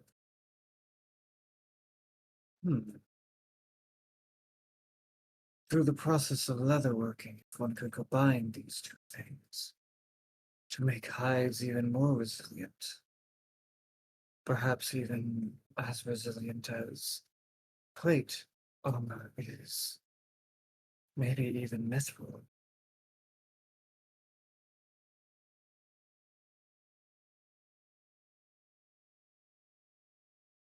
I know enough brewing to understand the tanning process, but I am no leather worker.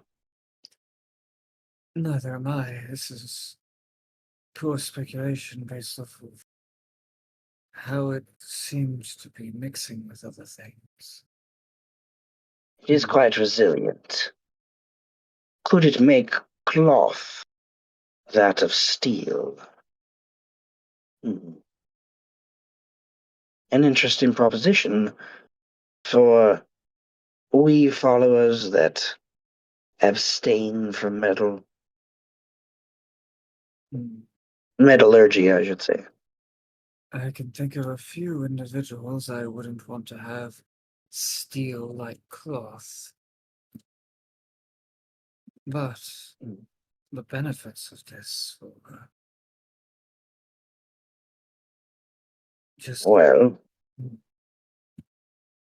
I think it would take time for it to absorb, and then it would have to be cured, hardened to a point, which its resiliency to fire would imply that we would need to use cold. Acid has had no effect either. I have tried the most resilient acids that we spore druids can find. No effect. Necrosis. Given time, but that would break down the material. So I'm still leaning towards this idea of a cold, a chilling effect to harden it. But then how to ensure that it doesn't melt away would be the issue afterwards. I am a decent enough alchemist, but I would need insight from those that know more about the materials we'd be using. then we would need a Or I could experiment, but I do think this would take the better part of this next season to find an answer. well, freeze it. But then we would need to find a binding agent. Something that it can. It would need to be something as resilient as the spinal fluid itself. Hmm.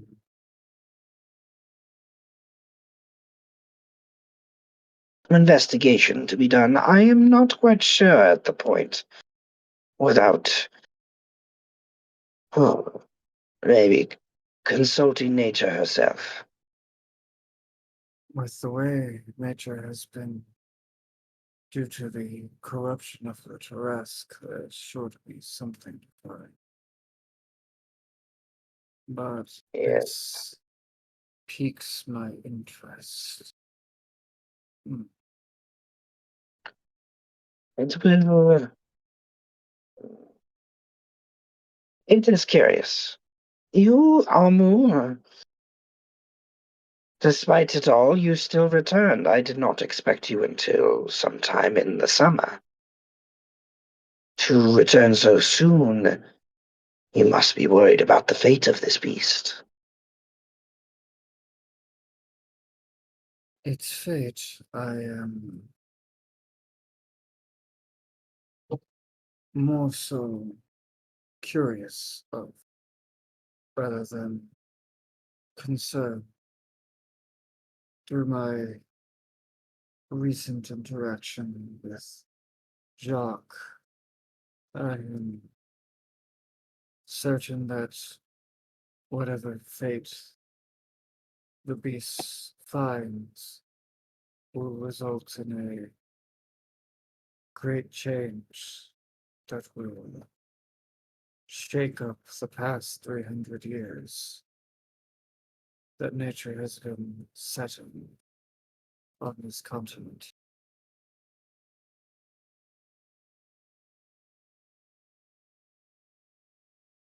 My greatest concern lies with that of the dwarves from the south encroaching upon the lands, but their prize of the Trask has walked away from its recent home.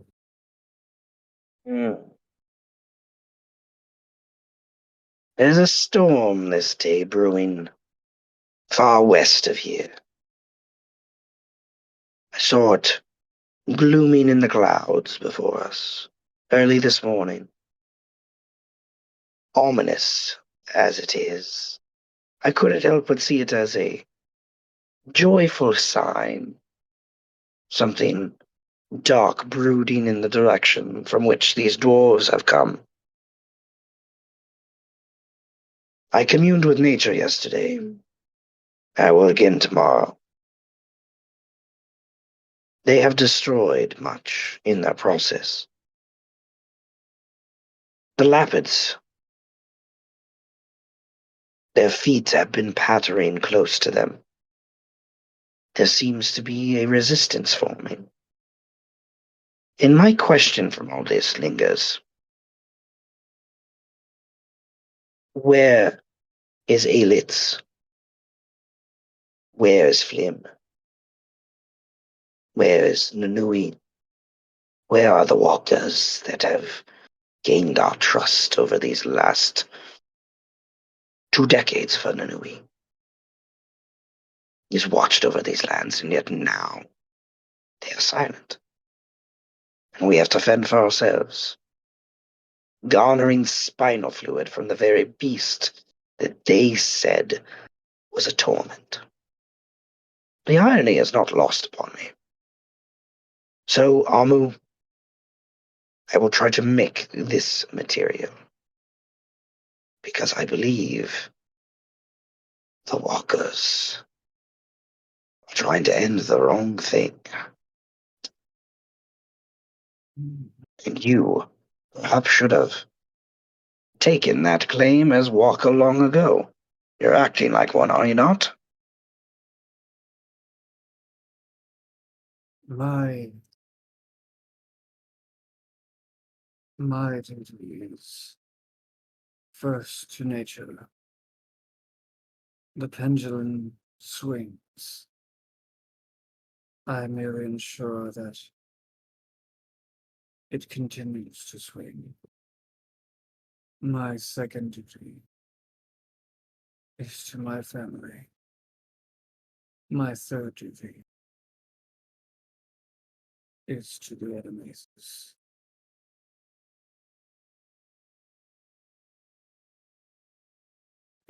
Spoken like one of the ancient walkers, if you... uh, Amu, as you know, a walker either chooses the path or other chooses it for them.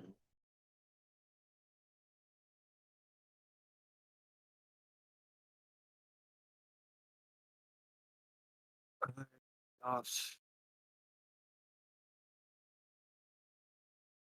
You know as well as I that I have a right to challenge you for the title of Archer. But you know as well as I that I have never once considered to take that title for myself. It is not out of Well, respect, it is out of my sense of purpose. Such will be the same for the title of Walker. If it is that which is granted to me by others, then so be it. But I will not lay claim to it. That is not my purpose.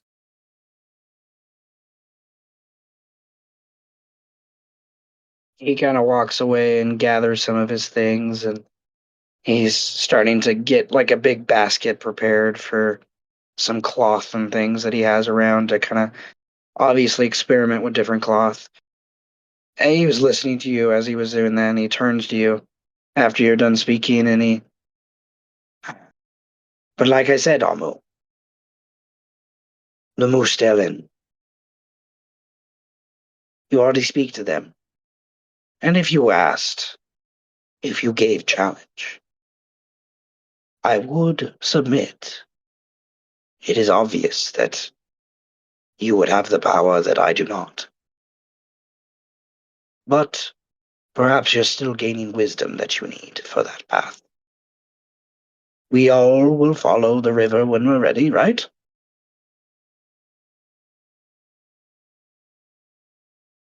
Yes. Yes, we do. There are The people already speak your name. You have started. You have started something. He smiles with like a proud kind of confidence as he climbs back up his hill and starts to like divvy out the different cloths, listening to you kind of down below. there are some walkers who have joined or provided aid with tasks I have set out to do. They are not all blind to what is going on. Naive, I would say, by this point. But Yes, that is good. That is good. I have heard some rumors that the city itself, Animaesus, that have survived the battle and war and exodus of the beast, have risen to claim themselves as walkers over their undercity, they're calling it. Nature finds a way.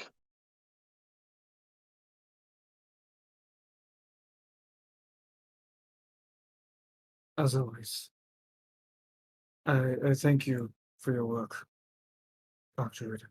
I will take my leave now. Hmm. You, down below there, the brown acorn. It is a sealed potion. Grab it. It is what I have been able to distill so far. Uh, It will make you invulnerable for a time. Use it sparingly. I will. Thank you for your generosity. Oh, damn it. And I would grab the acorn pocketed, bow, and take his leave, making his way back towards the tree that he used previously to return to Gormonger and Pio.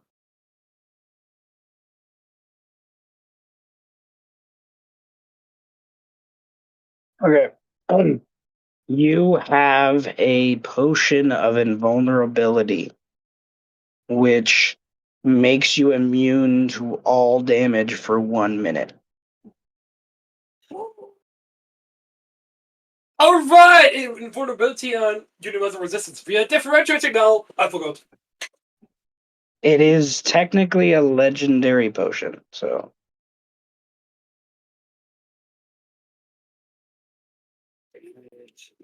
nevertheless. That's not how you spell that word. Woo!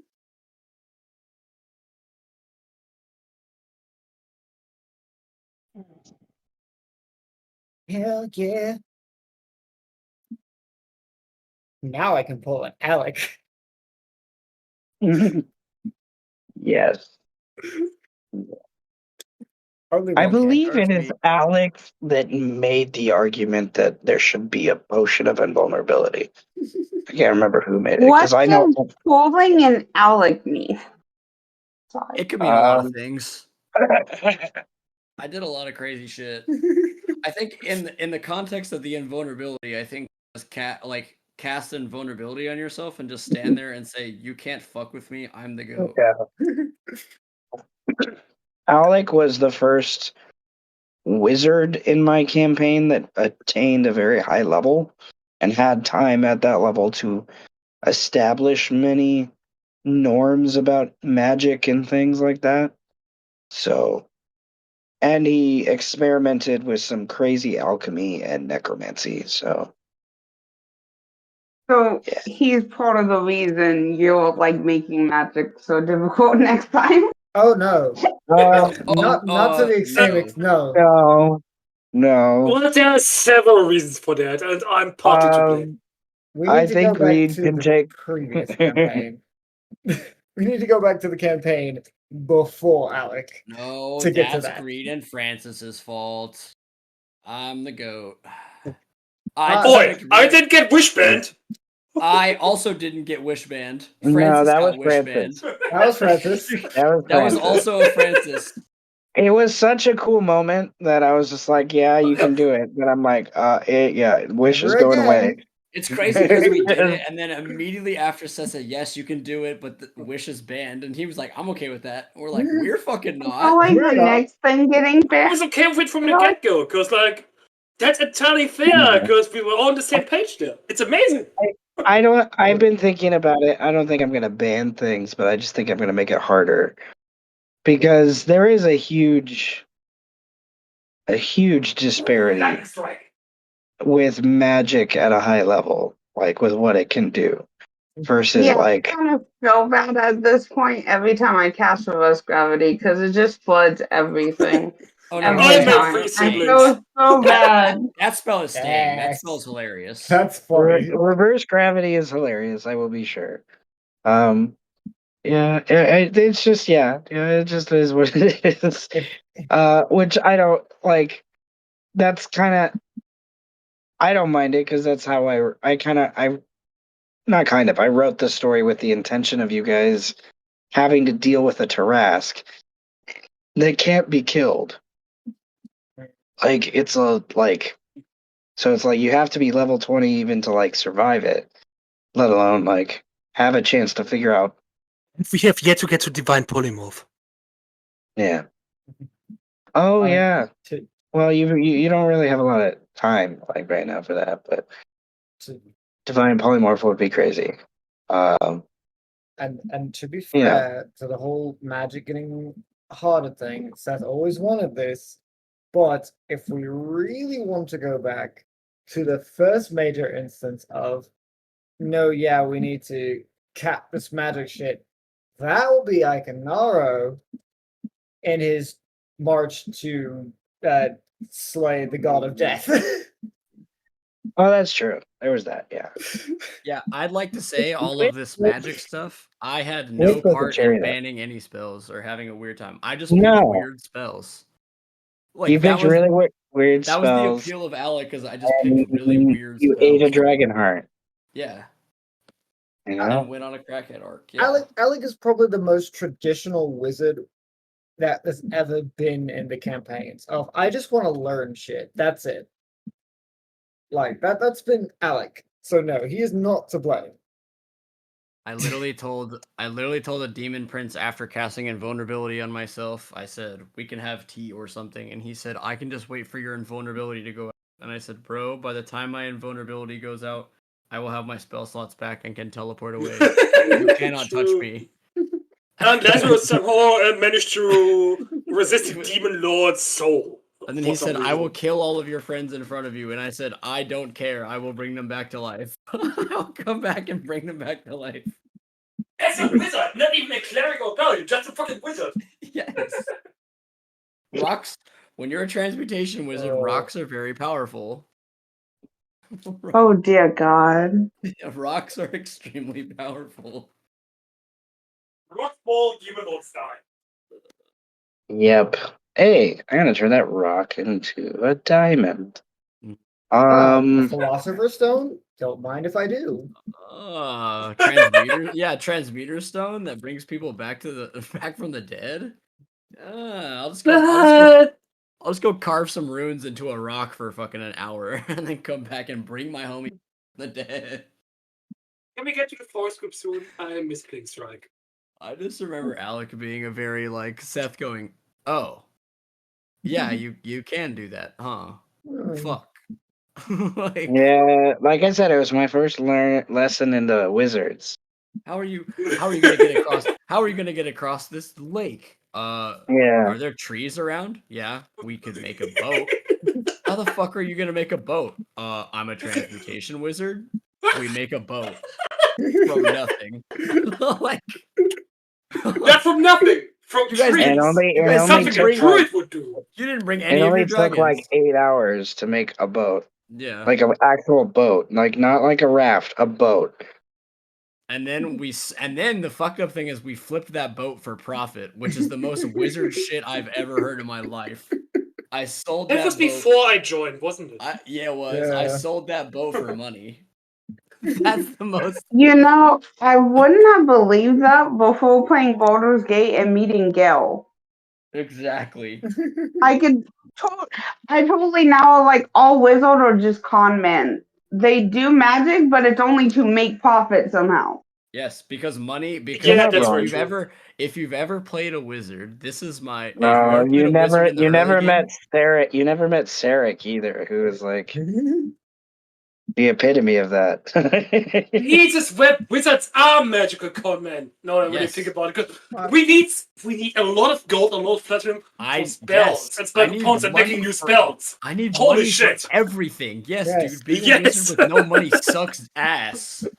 So I want money all the time, and It's it got fucking even worse. hilarious. And it got even worse for Alec because I ingested a fucking red dragon heart, which is the greediest and most disgusting dragon on the planet. That's like, I like money. And I'm like, I already liked money. I Well, love money. well, to be fair, I was actually there for now that. I That was stare fucking at awesome. money. Now I stare at money and go, yes, to be money. fair, you survived the Money. dragon heart absorption. You did survive that, and so you're not really a red dragon. No, but I could have technically. been. You could have been. Honestly, I feel like most wizards are just that one navel, that just holds everything, swearing it'll be worth something one day, and then somehow manages to sell everything for profit, and it makes that's no it. sense. It. He's not. That's Not to me mention it, IRL. wizards are I literally did that HOA shit- presidents. I did that shit in game and IRL. He knows. Here's the thing: wizards don't go like it'll be worth something one day. They're like, no, it's worth something now. This is worth something now. Okay. This is worth something now, and I'm going to go sell it. If you don't want to buy it, It's like I will sell it to another man who will buy it. these three flies, this goat toe and this pig snout. These are worth something right now. Okay. Yeah. Watch this. and they flip that shit for 100 gold. Yeah, this Tarrasque appendix. Somehow something nobody wanted, they make people want for thousands, and it's just like, why? How do you do this? Isn't there a whole spell for that too? Oh, yeah, dear God. yeah. I think Alec has that spell. Like where you can double or half the value of something in the Eye of the Perceiver? Yeah, dude, I definitely think Alec has that spell. I have to look at the character sheet again, but I have to look at. I'm pretty sure he does. That makes so much sense. Where the fuck is it? Now I can just look at him because he's in here. Let's I forgot what the go. spell's fucking called, man. By the way, I have this vault left over from the previous owner of this academy that's just filled with treasure. Yeah. No, it's not the size of a room, it's the size of an entire mansion. Distort value, I think it was called. Oh, distort value for sure. Where is distort okay. value? Oh, I don't have It's like it's missed opportunity. I think that book came out after but nevertheless. Okay. Well, the 2 days of downtime we'll say are done. With those ideas in mind, we are going to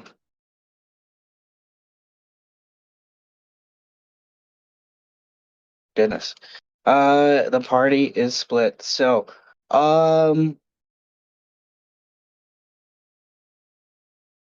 we were just with Birdman, so I'm gonna go with Tenebris and Kaly first.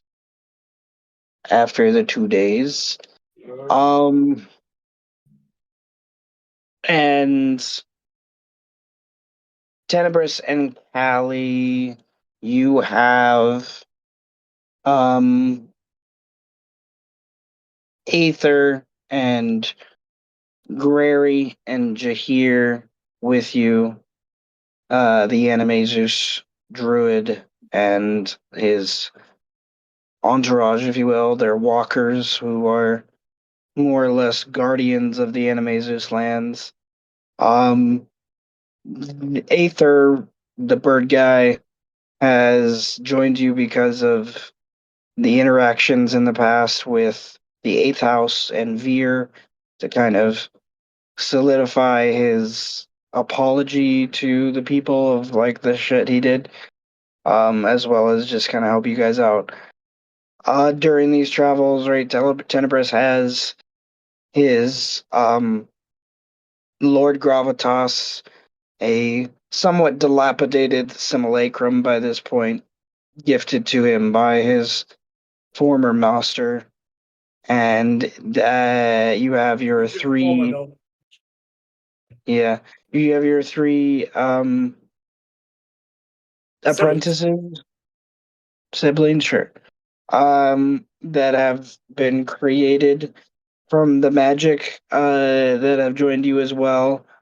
I imagine that Grary, the dog folk guy who's with you, and White Snake, just by the outfit and whatnot, have taken it upon themselves, whether probably more independently than together, to begin scouting ahead and things and getting paths ready of what you guys will take to get back on track with the dwarven army.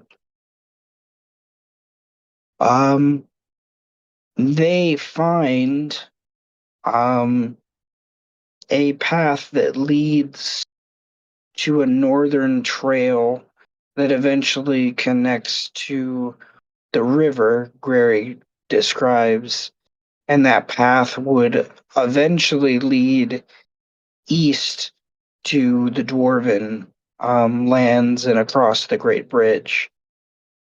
He followed this path as it has new kind of weighed down footprints into it. And he found early this morning a small encampment of dwarves that are trying to travel their way north to the other dwarven populace. Grary doesn't know much about the situation with the dwarves by this point, other than I imagine what Tenebris and a few of the other walkers have described, that just the dwarves are assaulting. My point with that is he doesn't know the difference between whether or not these are dwarves from what you're after or not. There are more than one kind of dwarf in these lands, but Whitesnake, of course, doesn't know the difference either. She's been alive for a few days. So, with this information, Grary's more or less asking, do we want to circumvent this dwarven adventuring group, if you will? Or do we want to continue our way kind of more west than north? What if we just killed it? Yeah, trouble. Well, I don't have magic, wizard. I do. I do too. So are you saying we are going to attack? Attack? That's boring. Watch our reverse gravity and make them float. That's way funnier.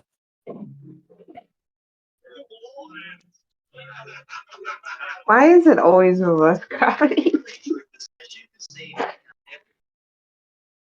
I could cast reverse gravity. It wouldn't be that hard, but I don't know if that would solve the problem entirely.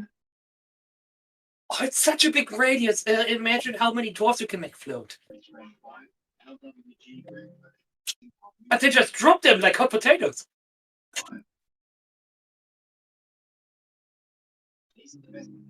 I mean, that's fair.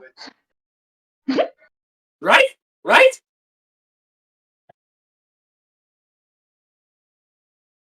I'm just gonna imagine Kaly completely turned Tenebris by tasty cookies and a whimsical attitude.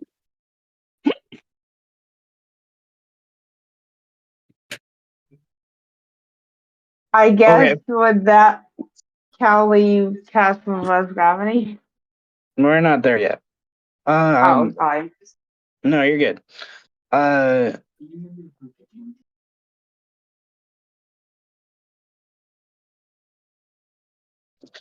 uh,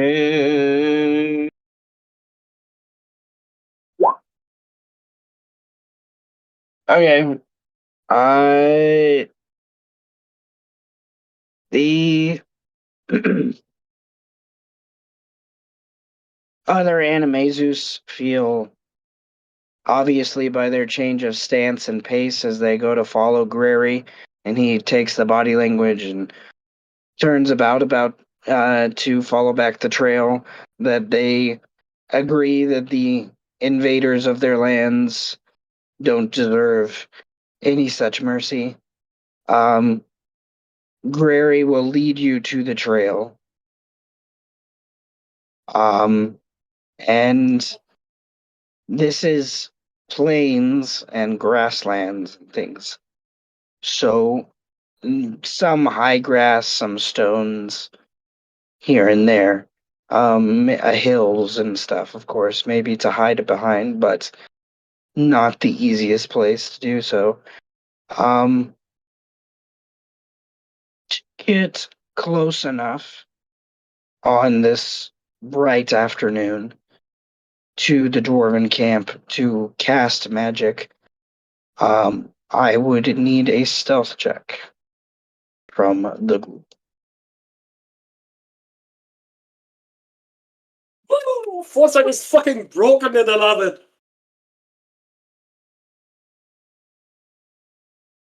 Watch him roll 2 ones.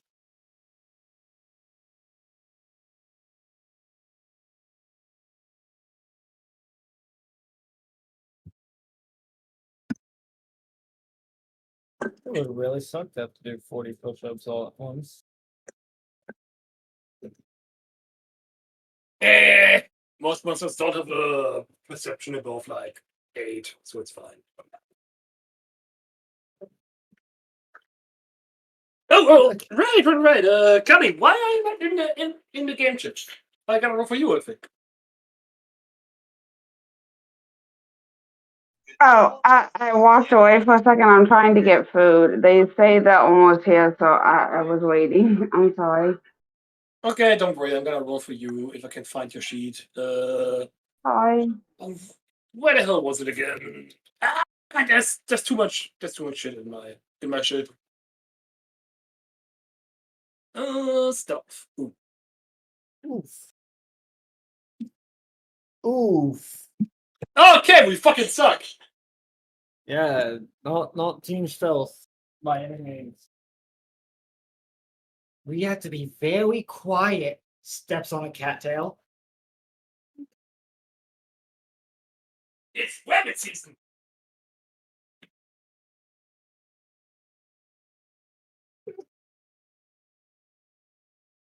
Duck season. Rabbit season.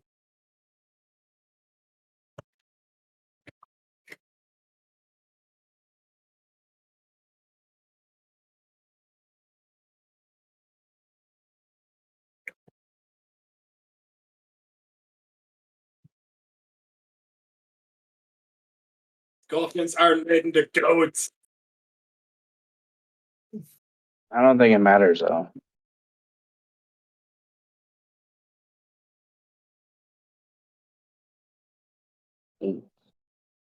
Dwarfs don't have great perception. Where are we getting our information from?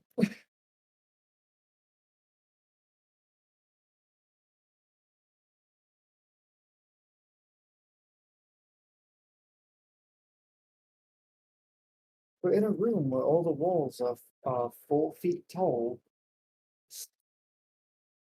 They can't see shit. Okay. I was gonna ask for another check, but then I remembered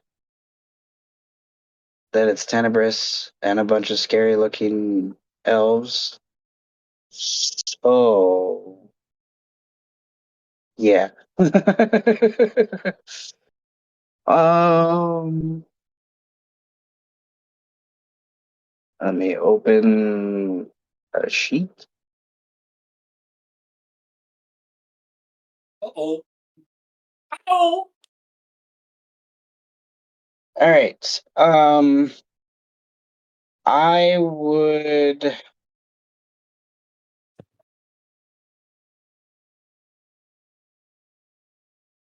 What's the range? That's the better question. Nope.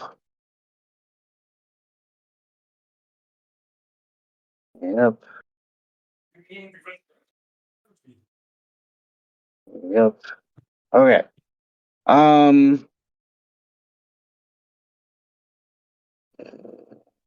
would like you all, Tenebris and I guess Tenebris roll for Kaly too. I would like you guys to roll a luck check. So 2 D100s. Yeah, 1, 2, 3. 1, 2.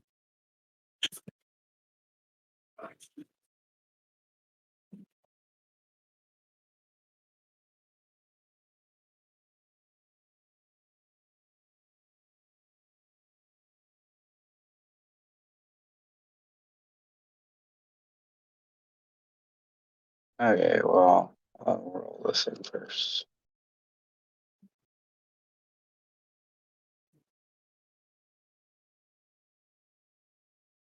I'm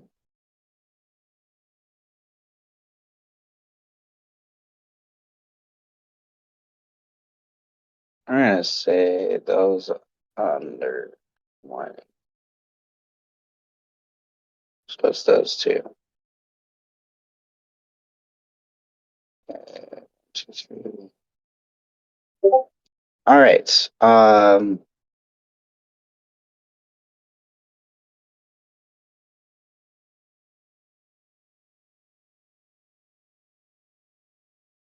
Bonus action.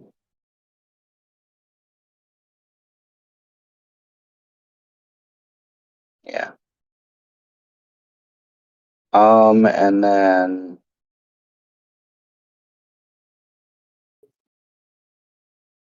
no, it's just 2.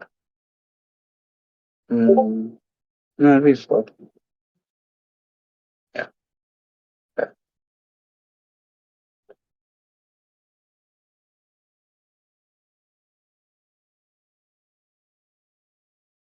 All right.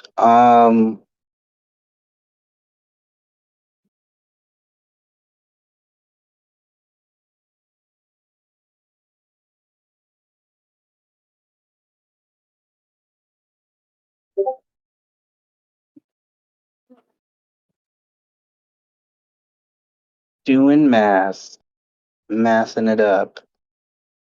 Math evil. Uga. Okay, as you guys attempt to sneak closer so that you can get within range for some magicy magics. Okay. Unfortunately, it's not any one person, it's kind of the group as a whole just rolled really crappy on their stealth check. And one of the doors did have a pretty decent passive perception. So, because training is a thing. But nevertheless, they see shadows approaching them on the horizon, and considering their perspective, they're not one to ask questions first, it seems, as they fire a volley of about 12, a dozen or so shots in your general direction. You're mostly out of range, it seems, and most of them seem to be directed towards who at this point was kind of near the front, which for that luck check, I rolled for the other NPCs, and Whitesnake and Jahir were kind of more in the front at this point. Jahir was able to duck down and take cover quickly enough using his heavy kind of wooden shield to protect him. Whitesnake, being taller of the two, does get clipped with one shot from one of their sharpshooters at that distance. You guys kind of trail and spread out, if you will. I'm setting Oh, up a fuck them. map. I'm setting up a map now. Give me 1 second. So you guys can see more clearly. And I'm gonna have them move. This I cannot find the flow of this rap at all. This looks like it has no real flow to it. Let me link the real thing. All right, I would like Tenebris and Kaly to roll initiative.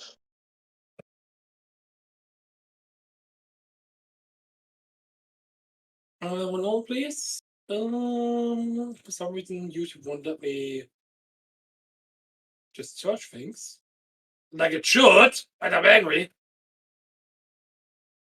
Me, Angie.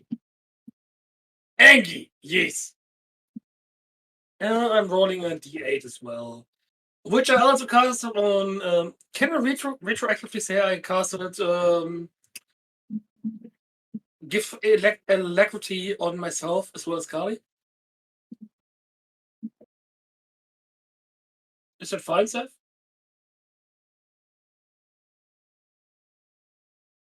I'm doing math. Give me a sec. Yes, that's fine. Thank you. So, where is the token? I guess I gotta pick mine as well first.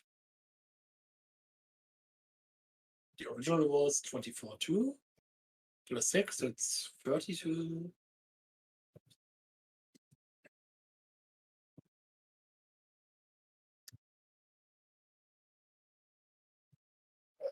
And then discount which yeah, haven't selected different token. But 514 is the original, so it still counts. And 1, so a 6. Sorry, Kaly, not really good.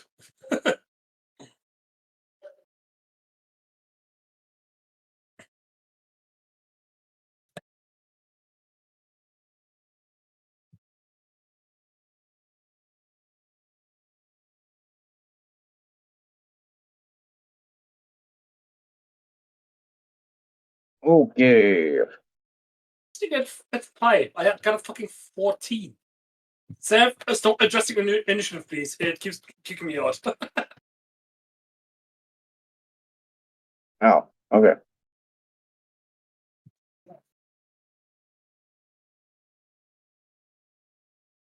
I'm pretty sure yes, 30.2. That's accurate. Got it 6.14. That's accurate too. Perfect, we got it.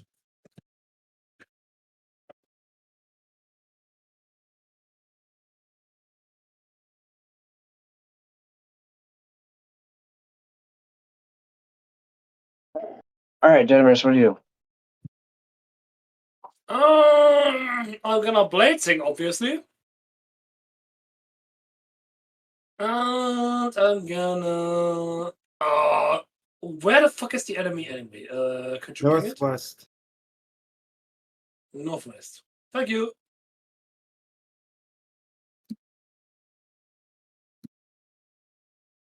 Holy shit. Oh yeah, I was listening the whole time I was talking to the delivery driver. Sorry about that. I just gotta zoom out to measure distance and stuff. Because they're like really fucking far away.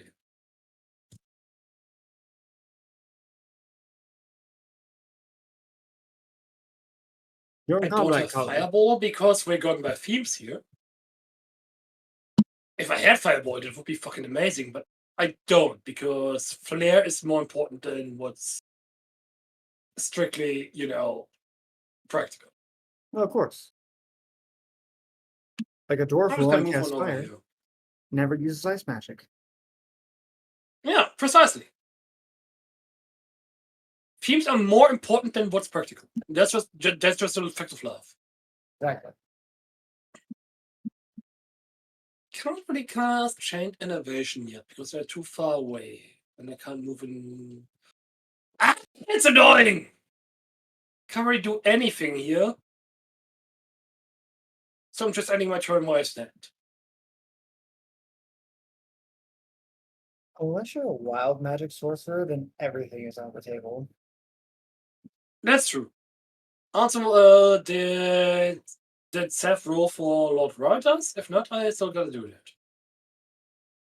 He's on you. Okay, no, I still gotta do it. Let me see. Where the fuck is that bastard? God damn it, Francis! Make my enough when you're not even here. If you hold down Shift and double click the token, it will open up the sheet for you. Gotcha. Alright, so his turn is right after myself. Oh, after Scorpion. This turn. Oh, yeah.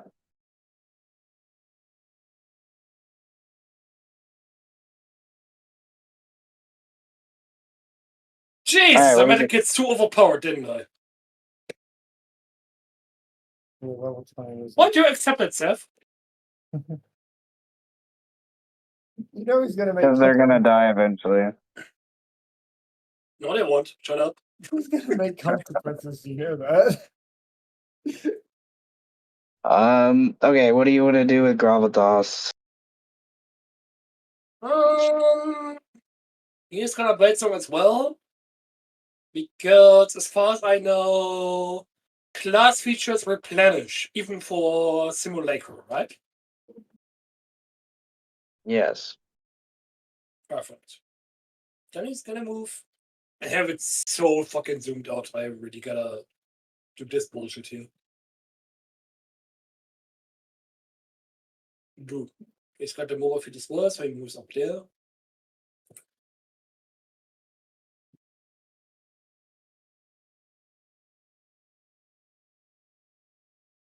I think it was here or here. Let's make it here, just to be safe. Let's see how far those fuckers away. I'm 5 feet. Perfect.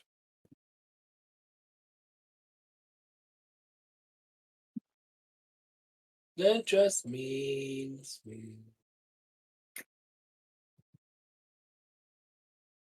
Yep, chill touch on that fucking bastard squad over there.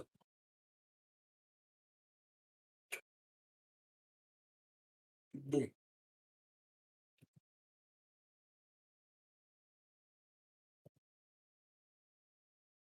Und das right here. Okay. Und das right here. Does it try to hit? Yes. I found it. And I can get healing. Fucking. Oh, that's my turn.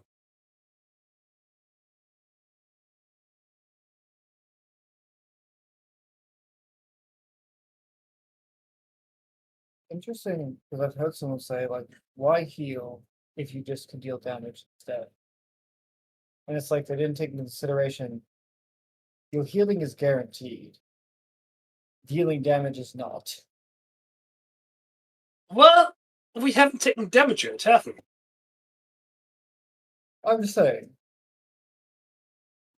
It's a valid point. I want to consider that.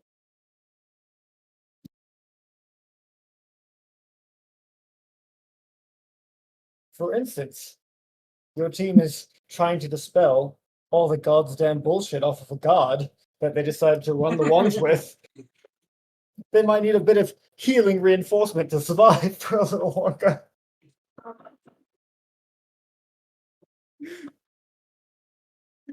Can we just harken back to Ferrum and Garud? That duel was so fucking amazing, and next session we just both fucking died.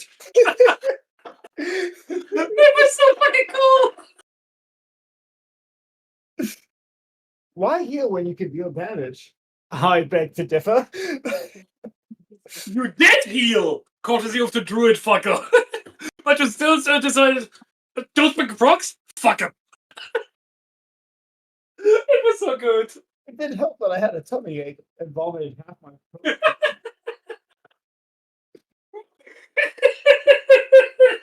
I must try to kill these frogs out of spite. Just fucking spite. No better response than that, honestly.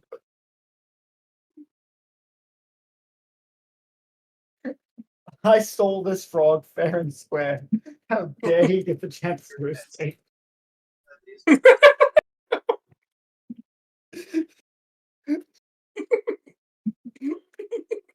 You think I won't take on 2 giant frogs? Yes, you will. You should probably take a nap first. Fuck naps. Only rage. Naps. You did exactly what Geralt should never. Geralt would never. Not my hashtag. Not my Geralt of Rivia. Yeah, you're right. I'm Geralt of Rivia. Geralt of Lyria. Geralt de Luria. We don't talk about him very much.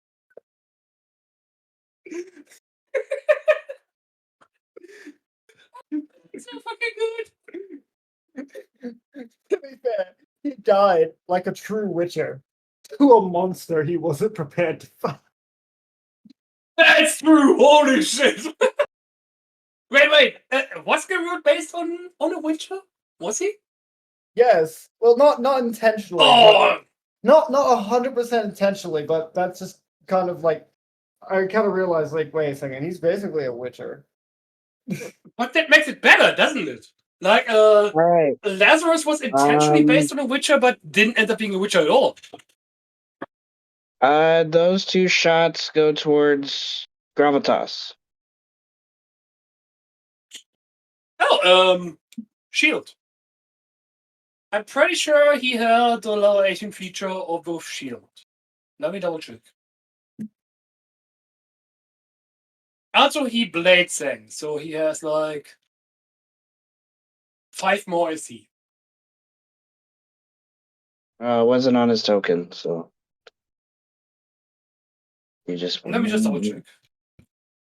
He was at least level 15. He's gonna use shield anyway, so let me just use that. Get rid of those spell slots. Yes, get rid of those spell slots. I'm gonna have to ask Francis what he really had, like in level 18 features, so we are really sure. But that comes later. No damage.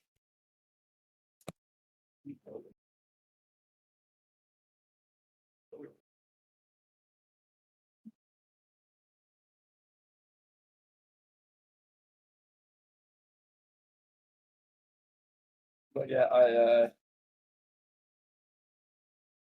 don't know. When I made Google, I was just like, I just want to combine multiple different effects to make him like a monster of a melee fighter. The longer combat goes on, like he just gets more and more terrifying. That was my idea behind him.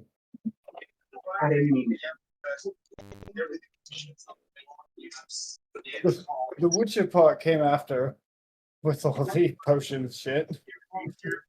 That's exactly what Honestly, I Strike think is that too. would be kind of cool. Like, a lot of the battle goes on, the more terrifying Strike becomes. Like, first there's Rage, then there's Vital Sacrifice, and there's Terror Rage, and then there's even more fucking bullshit. It's ridiculous. Yeah, but Shrek is technically a multi-class, but he wasn't a multi-class to Garou level. Nah, not really. He's not Johnny Class like Garou was. I love the term so much, Johnny Class. It's a fucking legacy at this point. Oh, you have 3 classes? You multi-class 3 class? No, you didn't. You know, no. 3 classes. That's a Jenny class. 2 classes is multi. Yeah. 3 classes are not enough to constitute for Johnny Class. You need at least 4. I feel like Seth, 4, prove me wrong. I feel like 4 is average, but I think 3 should be the qualifier. All right, yeah, the absolute bare minimum, sure. Like, okay, as a compromise, we could say 3 is proto Jenny classing. That's fair. Let's go with that. So 2 is multi-classing, 3 is proto Jenny classing, and 4 plus is Jenny classing. Yes. I like it. And if you multi-class literally every single class, you're insane. You're just insane. That's just absurd. Gentlemen, I think it's Kaly's turn, so Kaly, would you like to reverse gravity? Yes, I would like to reverse gravity.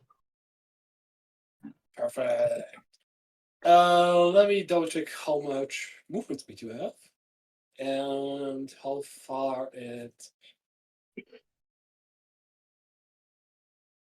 Okay, you have 40 speed. You're standing right here. Holy shit, it's not right here. They're pretty damn far. Okay, let me double check how much reverse guarantee. Lord Garters, fuck off with Kaly right now. Holy shit. 100 feet. Okay.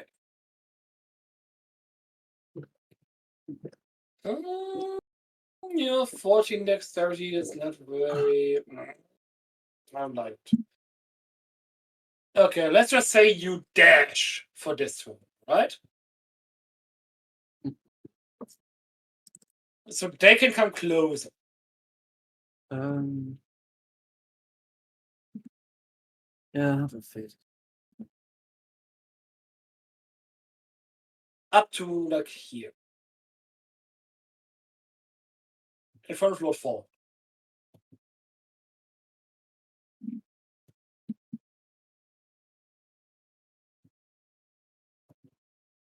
And that's where we end Kaly's turn. We need to come closer. That's fine first, with me. So. It's gonna be really fast. Fuck. Don't you want to fuck me, boy? No. No, I don't.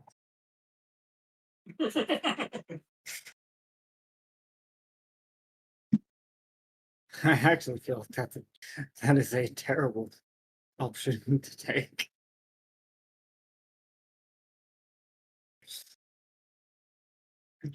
But Kaly stands here, not next to him. So In fact, that makes me shrivel up. I'm even softer than before. don't just throw it up. That's nasty. You're the one talking about like, you fuck. You're trying to fuck. Like, no. You're trying to fuck. I'm not trying to fuck. I say, what the fuck? That's All a big right. difference, boy. Gentlemen, can I speak, please? Thank you. Sorry. So No, you can't speak. Shut up, God. well, then everyone dies in a game. Nevertheless, this dwarven squad to wrap up this turn takes a knee and goes for a volley after they move forward. I need a dexterity save from the 4 in that circle there. I'm sorry, God, that we're being retarded. I love being retarded. It's so much fun. Oh, it's for Kaly. Oh, holy shit, you're amazing at dodging shit. That's 24 damage on a successful save, correct? Yes. Well, I need to do something good because I suck at rolling. That's why I'm rolling for you.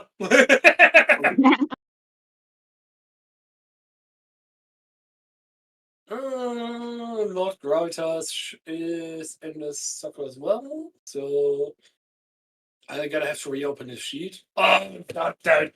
Seth, how do you deal with so many fucking sheets? I can hardly handle 2. You minimize them. That doesn't answer my question. I don't know. I just do it. I don't know. Okay, he succeeds, barely. Okay. I really have to true polymorph him soon, or he's just gonna fucking die. You barely, you just had a feet of 13.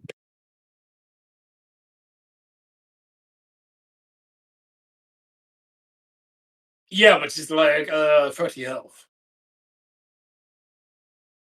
So he He's lives at barely. yeah. He lives barely. All right.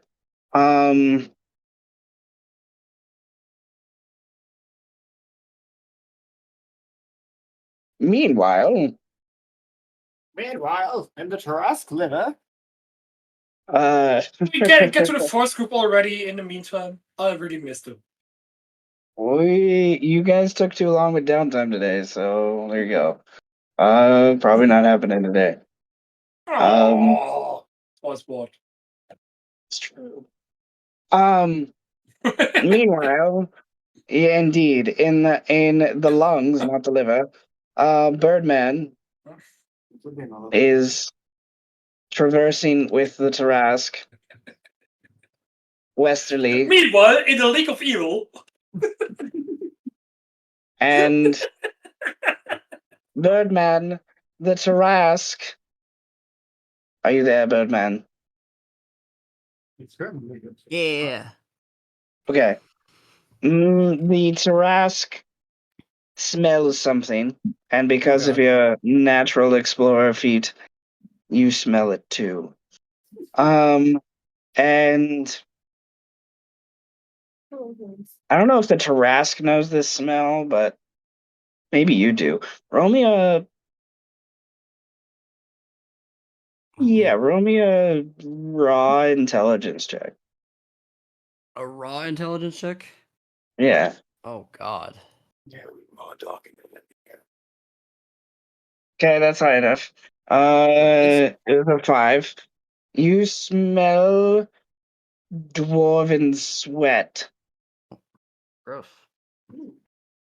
Indeed. Indeed. And then you hear through the Tarask ears, almost, dwarven being spoken. They're reacting to the beast approaching their campsite, and holy shit, let's get the fuck out of here, is the general tone. When you finally get to a point where you can view through the eyes of the Tarask, or come to the top of its skin to see for yourself, you see some dwarven butts running westerly away from you, scared to death of the beast, and an encampment left behind in disarray. Various things in the encampment. They left in quite a hurry. However, most specifically, chained to the ground, staked to the ground, is a beast that's flipping out because the Tarask is, like 200 feet away. Nevertheless, the beast is it's a larger creature, like huge size. Um, and the dwarves obviously captured it, or in the process of doing something to it, but didn't get to do that. Birdman, do you let the Tarask eat the beast? Do you get out and investigate the camp? Or do you just continue onward? I'd get out and investigate the camp, probably. Check out this beast, check out what they left, maybe figure out where they're going. I'm pretty fast. Roll a survival check. Survival.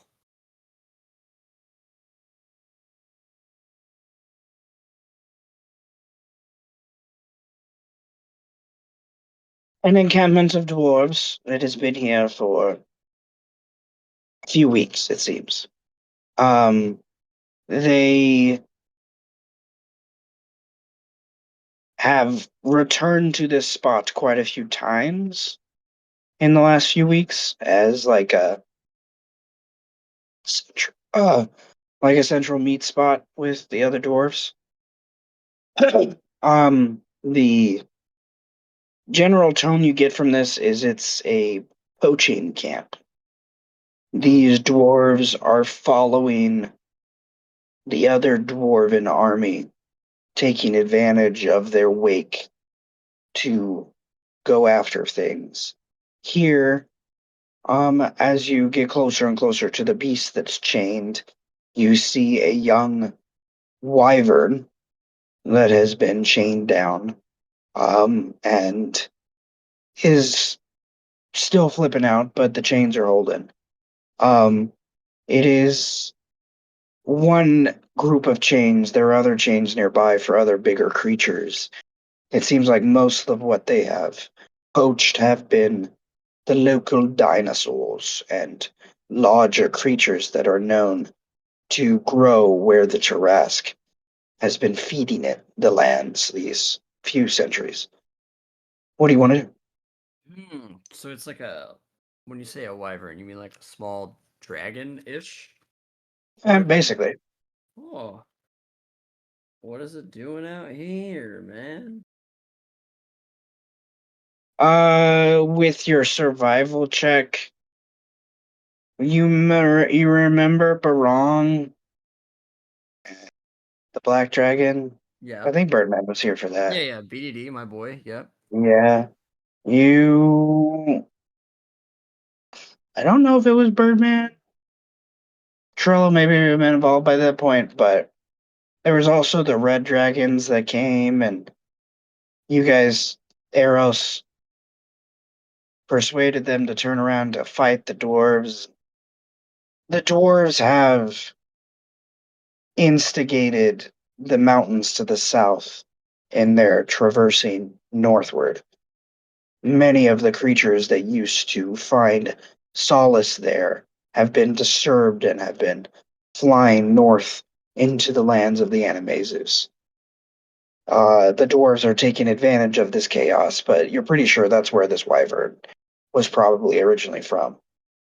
Uh, So it's just a red wyvern from the north from the south. From the south.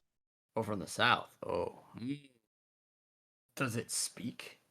Like if I'm like, hey, does it try to like speak to me? Hello. It growls at you. It recognizes that you're focusing on it. It seems to be intelligent enough to understand that part of things, but it doesn't speak back to you now. Well, you seem to have found yourself in a bit of a pickle here. Are you gonna let me unchain you and so you can leave? Are you gonna try to kill me if I unchain you? Because if you try to eat me, you're free game. I just want to let you know that now. I am a friend to your kind. I know a dude. He's pretty cool. Uh, and dwarves suck. So, you can either go, kill them, and go, and I'll find something else to eat. Or if you're a dickhead, I will eat you. My Tarrasque will eat you. What We all might be language are you beast. speaking in? I think I'm just speaking in common, like to it. Okay. Just like if you're being a Yeah, dick. okay. I would like a animal handling check or a persuasion check at disadvantage. Okay, I am better at the animal handling that is not a disadvantage, so we'll see how this goes.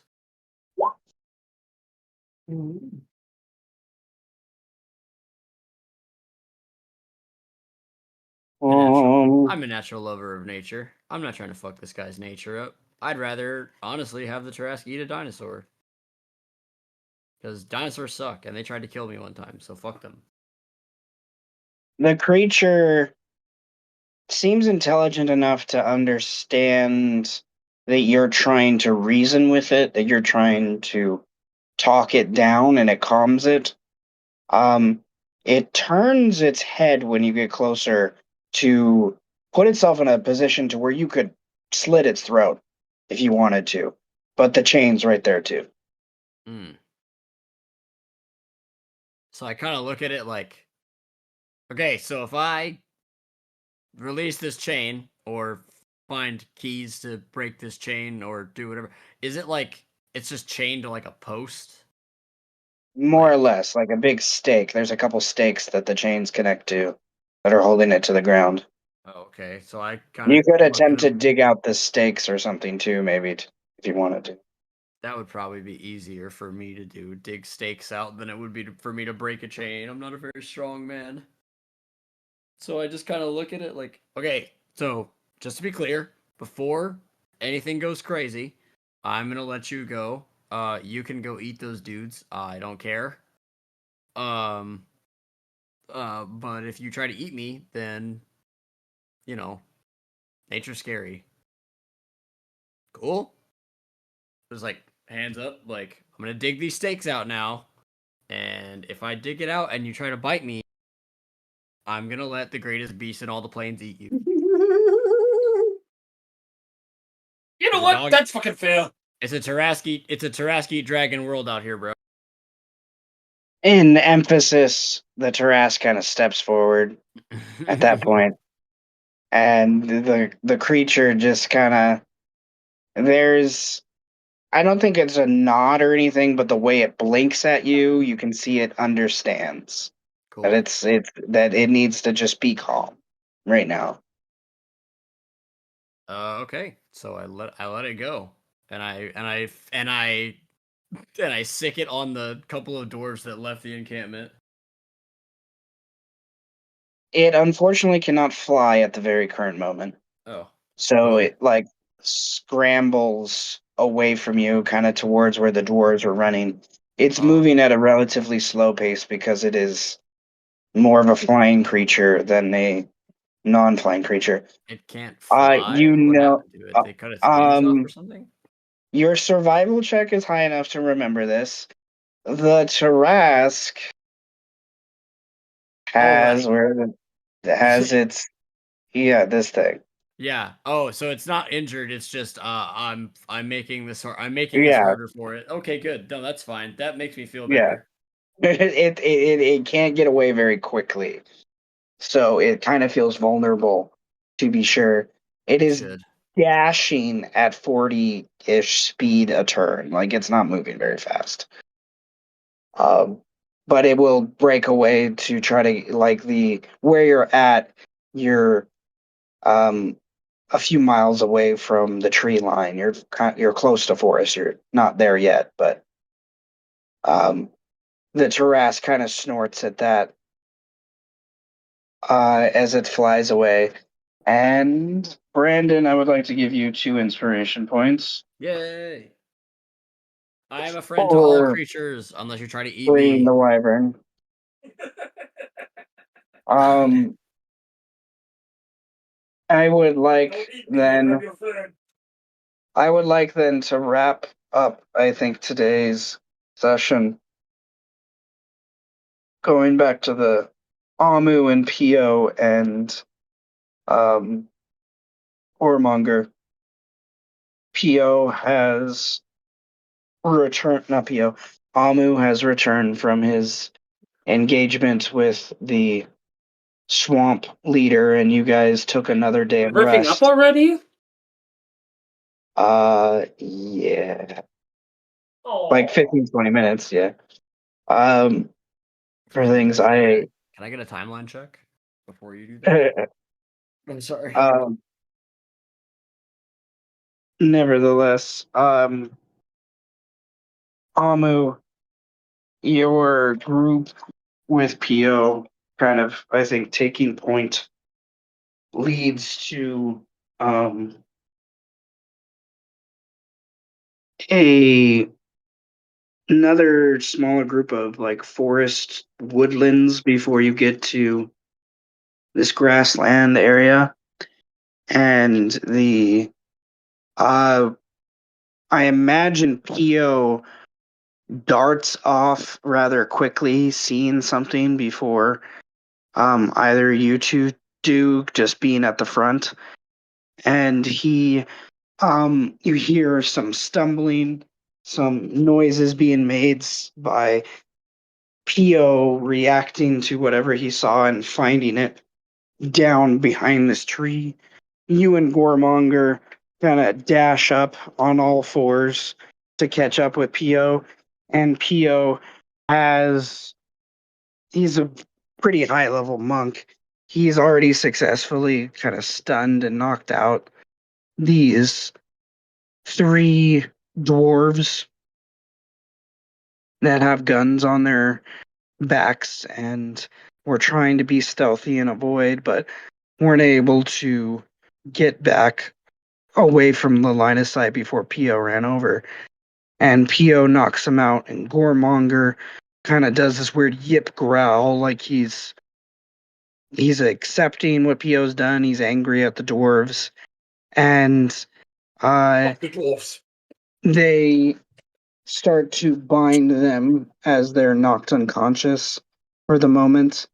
And Pio turns to Amu as he climbs down the small hill to come to this base of tree where they're at, and he turns to his brother. Well, we can ask some questions, or we can enjoy taking some anger out on the motherfuckers who've been messing with our lands.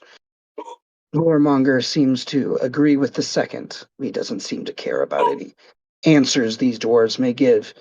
Amu, what is your opinion about this? Well, we're wandering a bit aimlessly. It would be helpful if we had more solid information.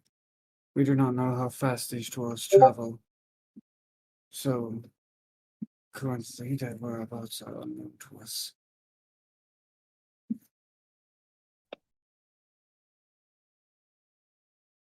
Gormonger ignites some fire in his hands, tells Pio and Sylvan, get some wood.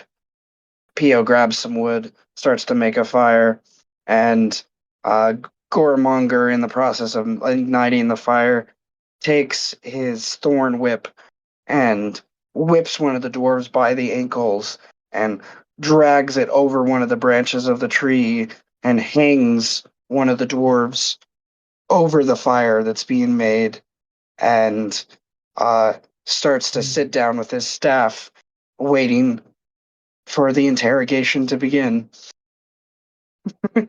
Well, He will give a good berry to the one and wake it up once it's ready. I appreciate the enthusiasm. I feel I had a better idea rather than violent incidents. And there's three of them in total, right? So now one is hanging upside down. One is hanging, the other two are unconscious. The one hanging forcibly swallows with Gormonger the good berry and wakes up with a startle. Okay. Then Amu is also going to cast Goodberry and feed it to the other two dwarves. And once they wake up, he's going to ask to all of them, this can be a rather simple arrangement. The more you talk, the less likely anything bad will happen to you. Or at least the severity.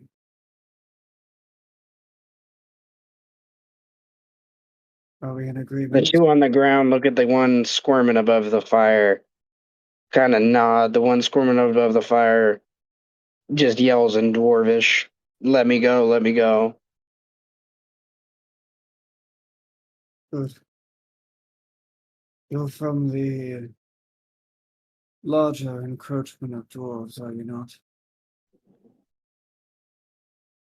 They nod, the one over the fire, kind of, yeah. Oh my god. He's starting to sweat profusely. And how long have you been separated from them?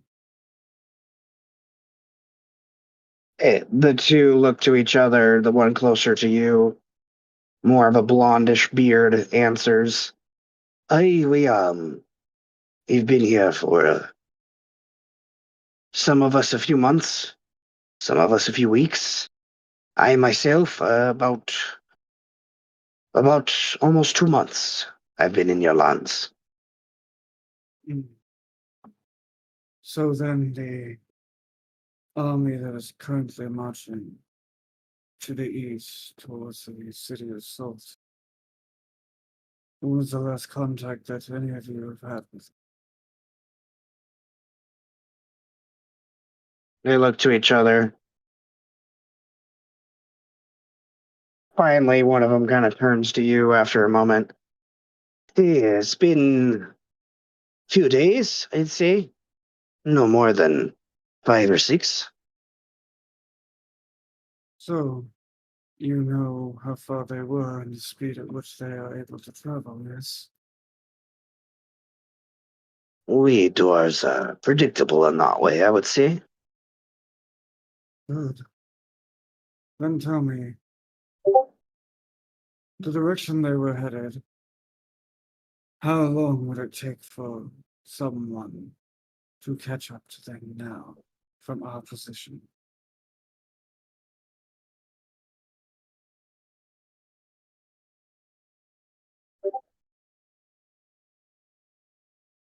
Um, they do not seem too keen on answering. The two on the ground talk in Dwarvish amongst the other. The one hanging up responds in Dwarvish, something to the effect of, um, you know, more earnest than them, to be sure.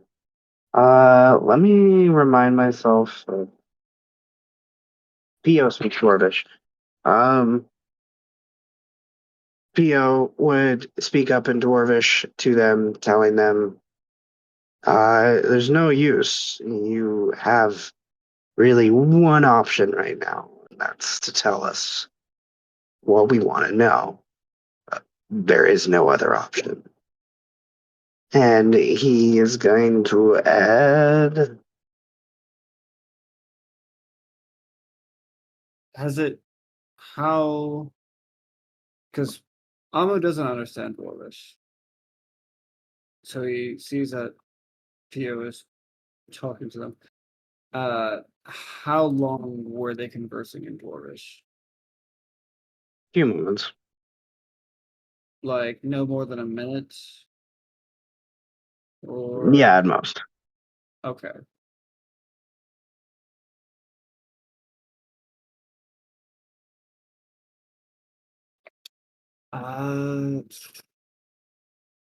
Let's see.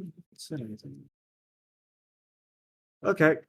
One of the two dwarves on the ground. Let's say the one on the right. Yeah, I cast Feeble Mind on him.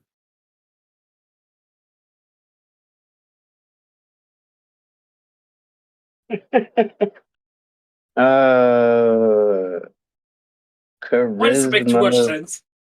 save. Field Bite is such a fucking fun spell. I love it. I'm gonna spend one and give it to you, Lust. I'm gonna spend another one and give it to Brandon to give him advantage. The dice have The spoken. dice have spoken. Dice have spoken. So, Jesus says, fuck you, get feeble minded. he 17 psychic damage. um, yeah, you kill him with the feeble mind. So What? his brain can't handle it, and he seizes, and eventually his eyes like get really wide, and there's blood coming from his eyes and his ears, and he just falls on the ground, Can we dead. lower the damage for almost- increased absurdity? Amo just says, he was weaker than I thought. Yeah, he was.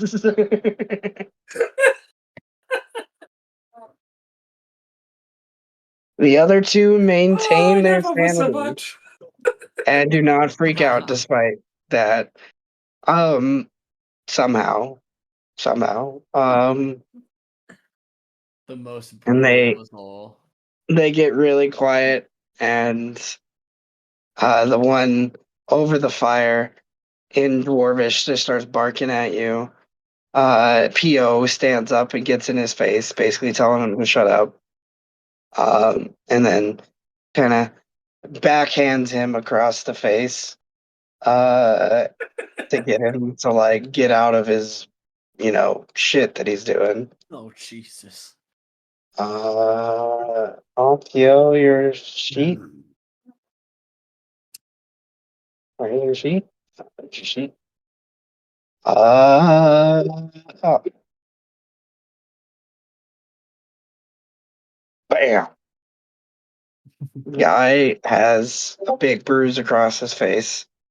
He quiets down the fire's getting kind of low, or because there's not much wood been thrown on it by this point. What do you do?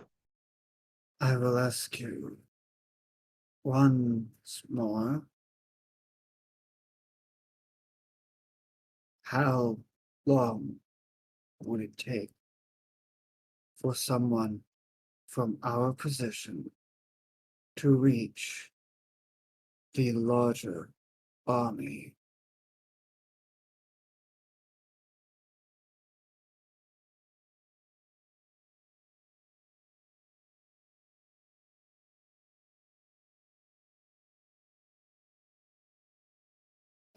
Which one is it? The one above the fire just started blabbering on, isn't sure what to say, and he's getting obnoxiously loud, and Pio's like yelling back at him in Dwarvish, and they're just kind of having this awkward argument about how loud he is. And the one next to him, that's kind of standing over the one who died, says something under his breath, and Pio eventually has to slap the guy again to get him to shut up. It's like, what? I'm trying to hear what your other guy has to say. Backhands the guy again. The other guy, and that guy just knocks out. Just done. Over the fire. He's just hanging unconscious. And the other guy kind of has a start and winces at that. The dwarf does, and he looks to Amu. I said, if they're moving at a normal pace, which I don't know if they are, we saw them 5 days ago. But if they are moving, what? You are probably. I gotta do math. Oh, wait a sec.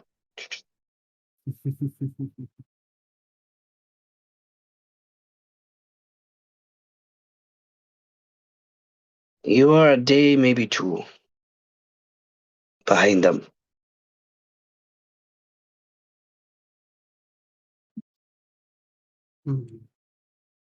I see. Such a large force cannot move as fast as those on the These ground. lands have not been kind to us. There's not much game on these plains. And Those what fucking little bows. we have found, most of our men are not willing to eat the Animaesus.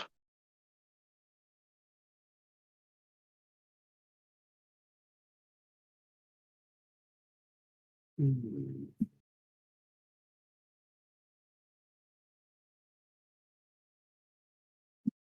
Well, that's what happens when you come unprepared, isn't it? Hmm. Thank you for being so forthwith. We shall leave you. I believe you, pilot. As Amu looks towards the brain melted corpse, suffered well enough. Hmm. How unfortunate. I don't even have any diamonds on me. Oh well. I will leave you with just one final warning. However, these lands are not kind to you, because you and those of your kin think you can control it, take from it, without giving back. These lands graciously aid those who return to it what spoils they make from its bounty. You would do well to remember that if you wish to live a long life.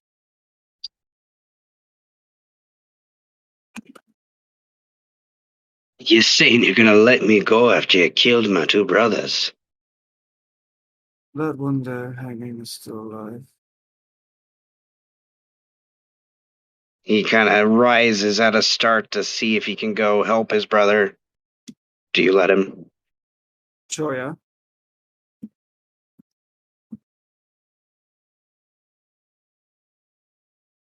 By the time he gets over to his brother, he is not breathing, and he slams on his chest. You just hear the echo from his lungs, and the dwarf turns to you all and says, "A land of monsters, to be sure."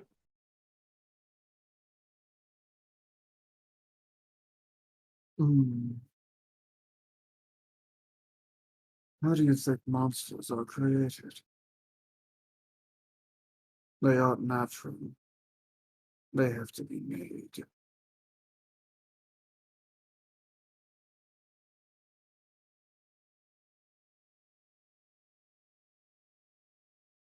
Unless you wish to join them, take solace that you at least get to live to mourn them.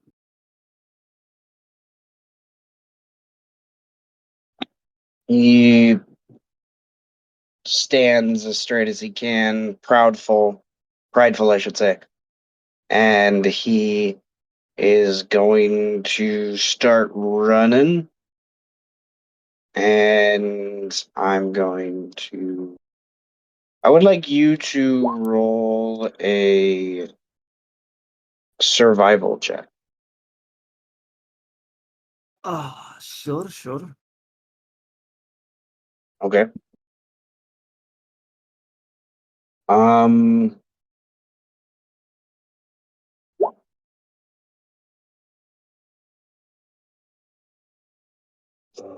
Pio sighs, and he realizes it just a hair before you do. And as a quick monk, he runs off on all fours, and he intersects and gets in front of the dwarf that's running away rather quickly. And you can see the dwarf was attempting to run away in a way that looked like he wasn't trying to go back to the army and like warn them. And Pio, just tired of the whole situation, just runs at the guy and does a kick. And pretty much, you're pretty sure he breaks the guy's neck in the process and just leaves him there. Um, Pio has no remorse left for these dwarves after everything he's witnessed. Um, for things. So, um, he comes back and he turns to his brother and he says, "Well, we didn't get much out of them, but we know they're right on their heels, so to speak. My only question is, how did they get this far into land? Our land this quickly, without the walkers doing anything?" Hmm. If my assumption is correct, the workers that are on our side joined only just recently.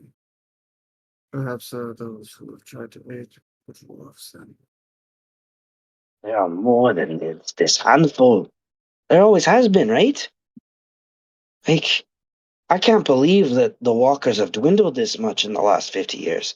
That literally we have a half dozen at most to stand against a whole army.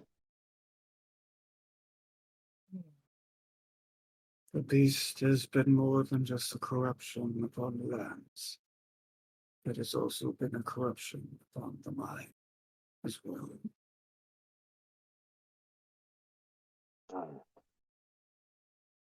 I hate when your paradoxical druidic crap makes too much sense. Well, he wipes his hands down on the grass and dirt and get some of the muck and grime off. Do we want to push through? Get ahead of them? Or do you need more time to rest? While I have used a powerful spell, I am still quite capable. Your Performing. Storm of Vengeance ready? Yes. I'm still capable of that. Schön evening, precis, Asko. And Gormonger, what do you say? The old foxkin stands and he wild shapes into an elk, and he implies you two could get on him and to hurry up the process. Amu doesn't say anything, he just nods his head towards the elk and hops on.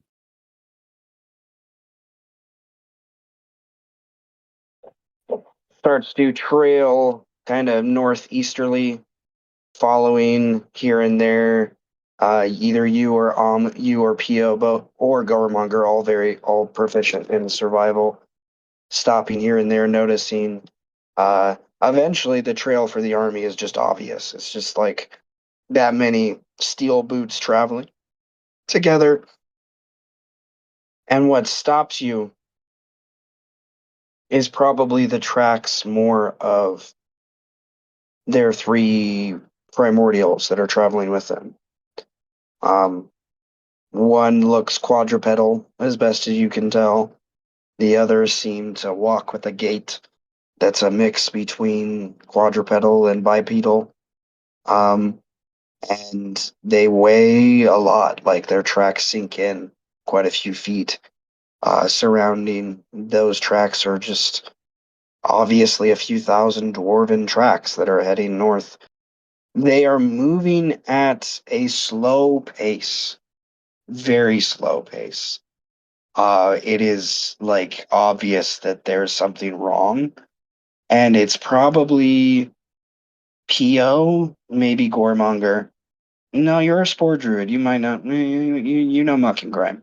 Yeah. They have dug quite a few, like, holes to poop in.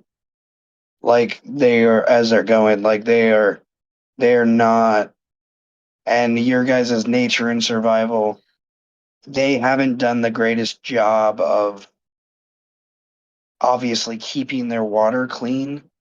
What I've ruled Not with all all your worshippers. Yeah, what I've ruled with all the inspiration spent is they're basically dealing with a bout of cholera right now, um, which is nasty, nasty disease. Um, the dwarves mechanically, because of this, I've make it to make it easier on me. I've just given them uh, 4 levels of exhaustion. So they have disadvantage on everything. Their speed is halved and their health is halved right now if they're traveling with the army. So they're not doing too hot. I would think this invigorates both Pio and uh, the elk to kind of be like, well, shit, we have an opportunity. We can kind of take advantage of, pun intended, sort of. Not really what I expected to say, but it worked.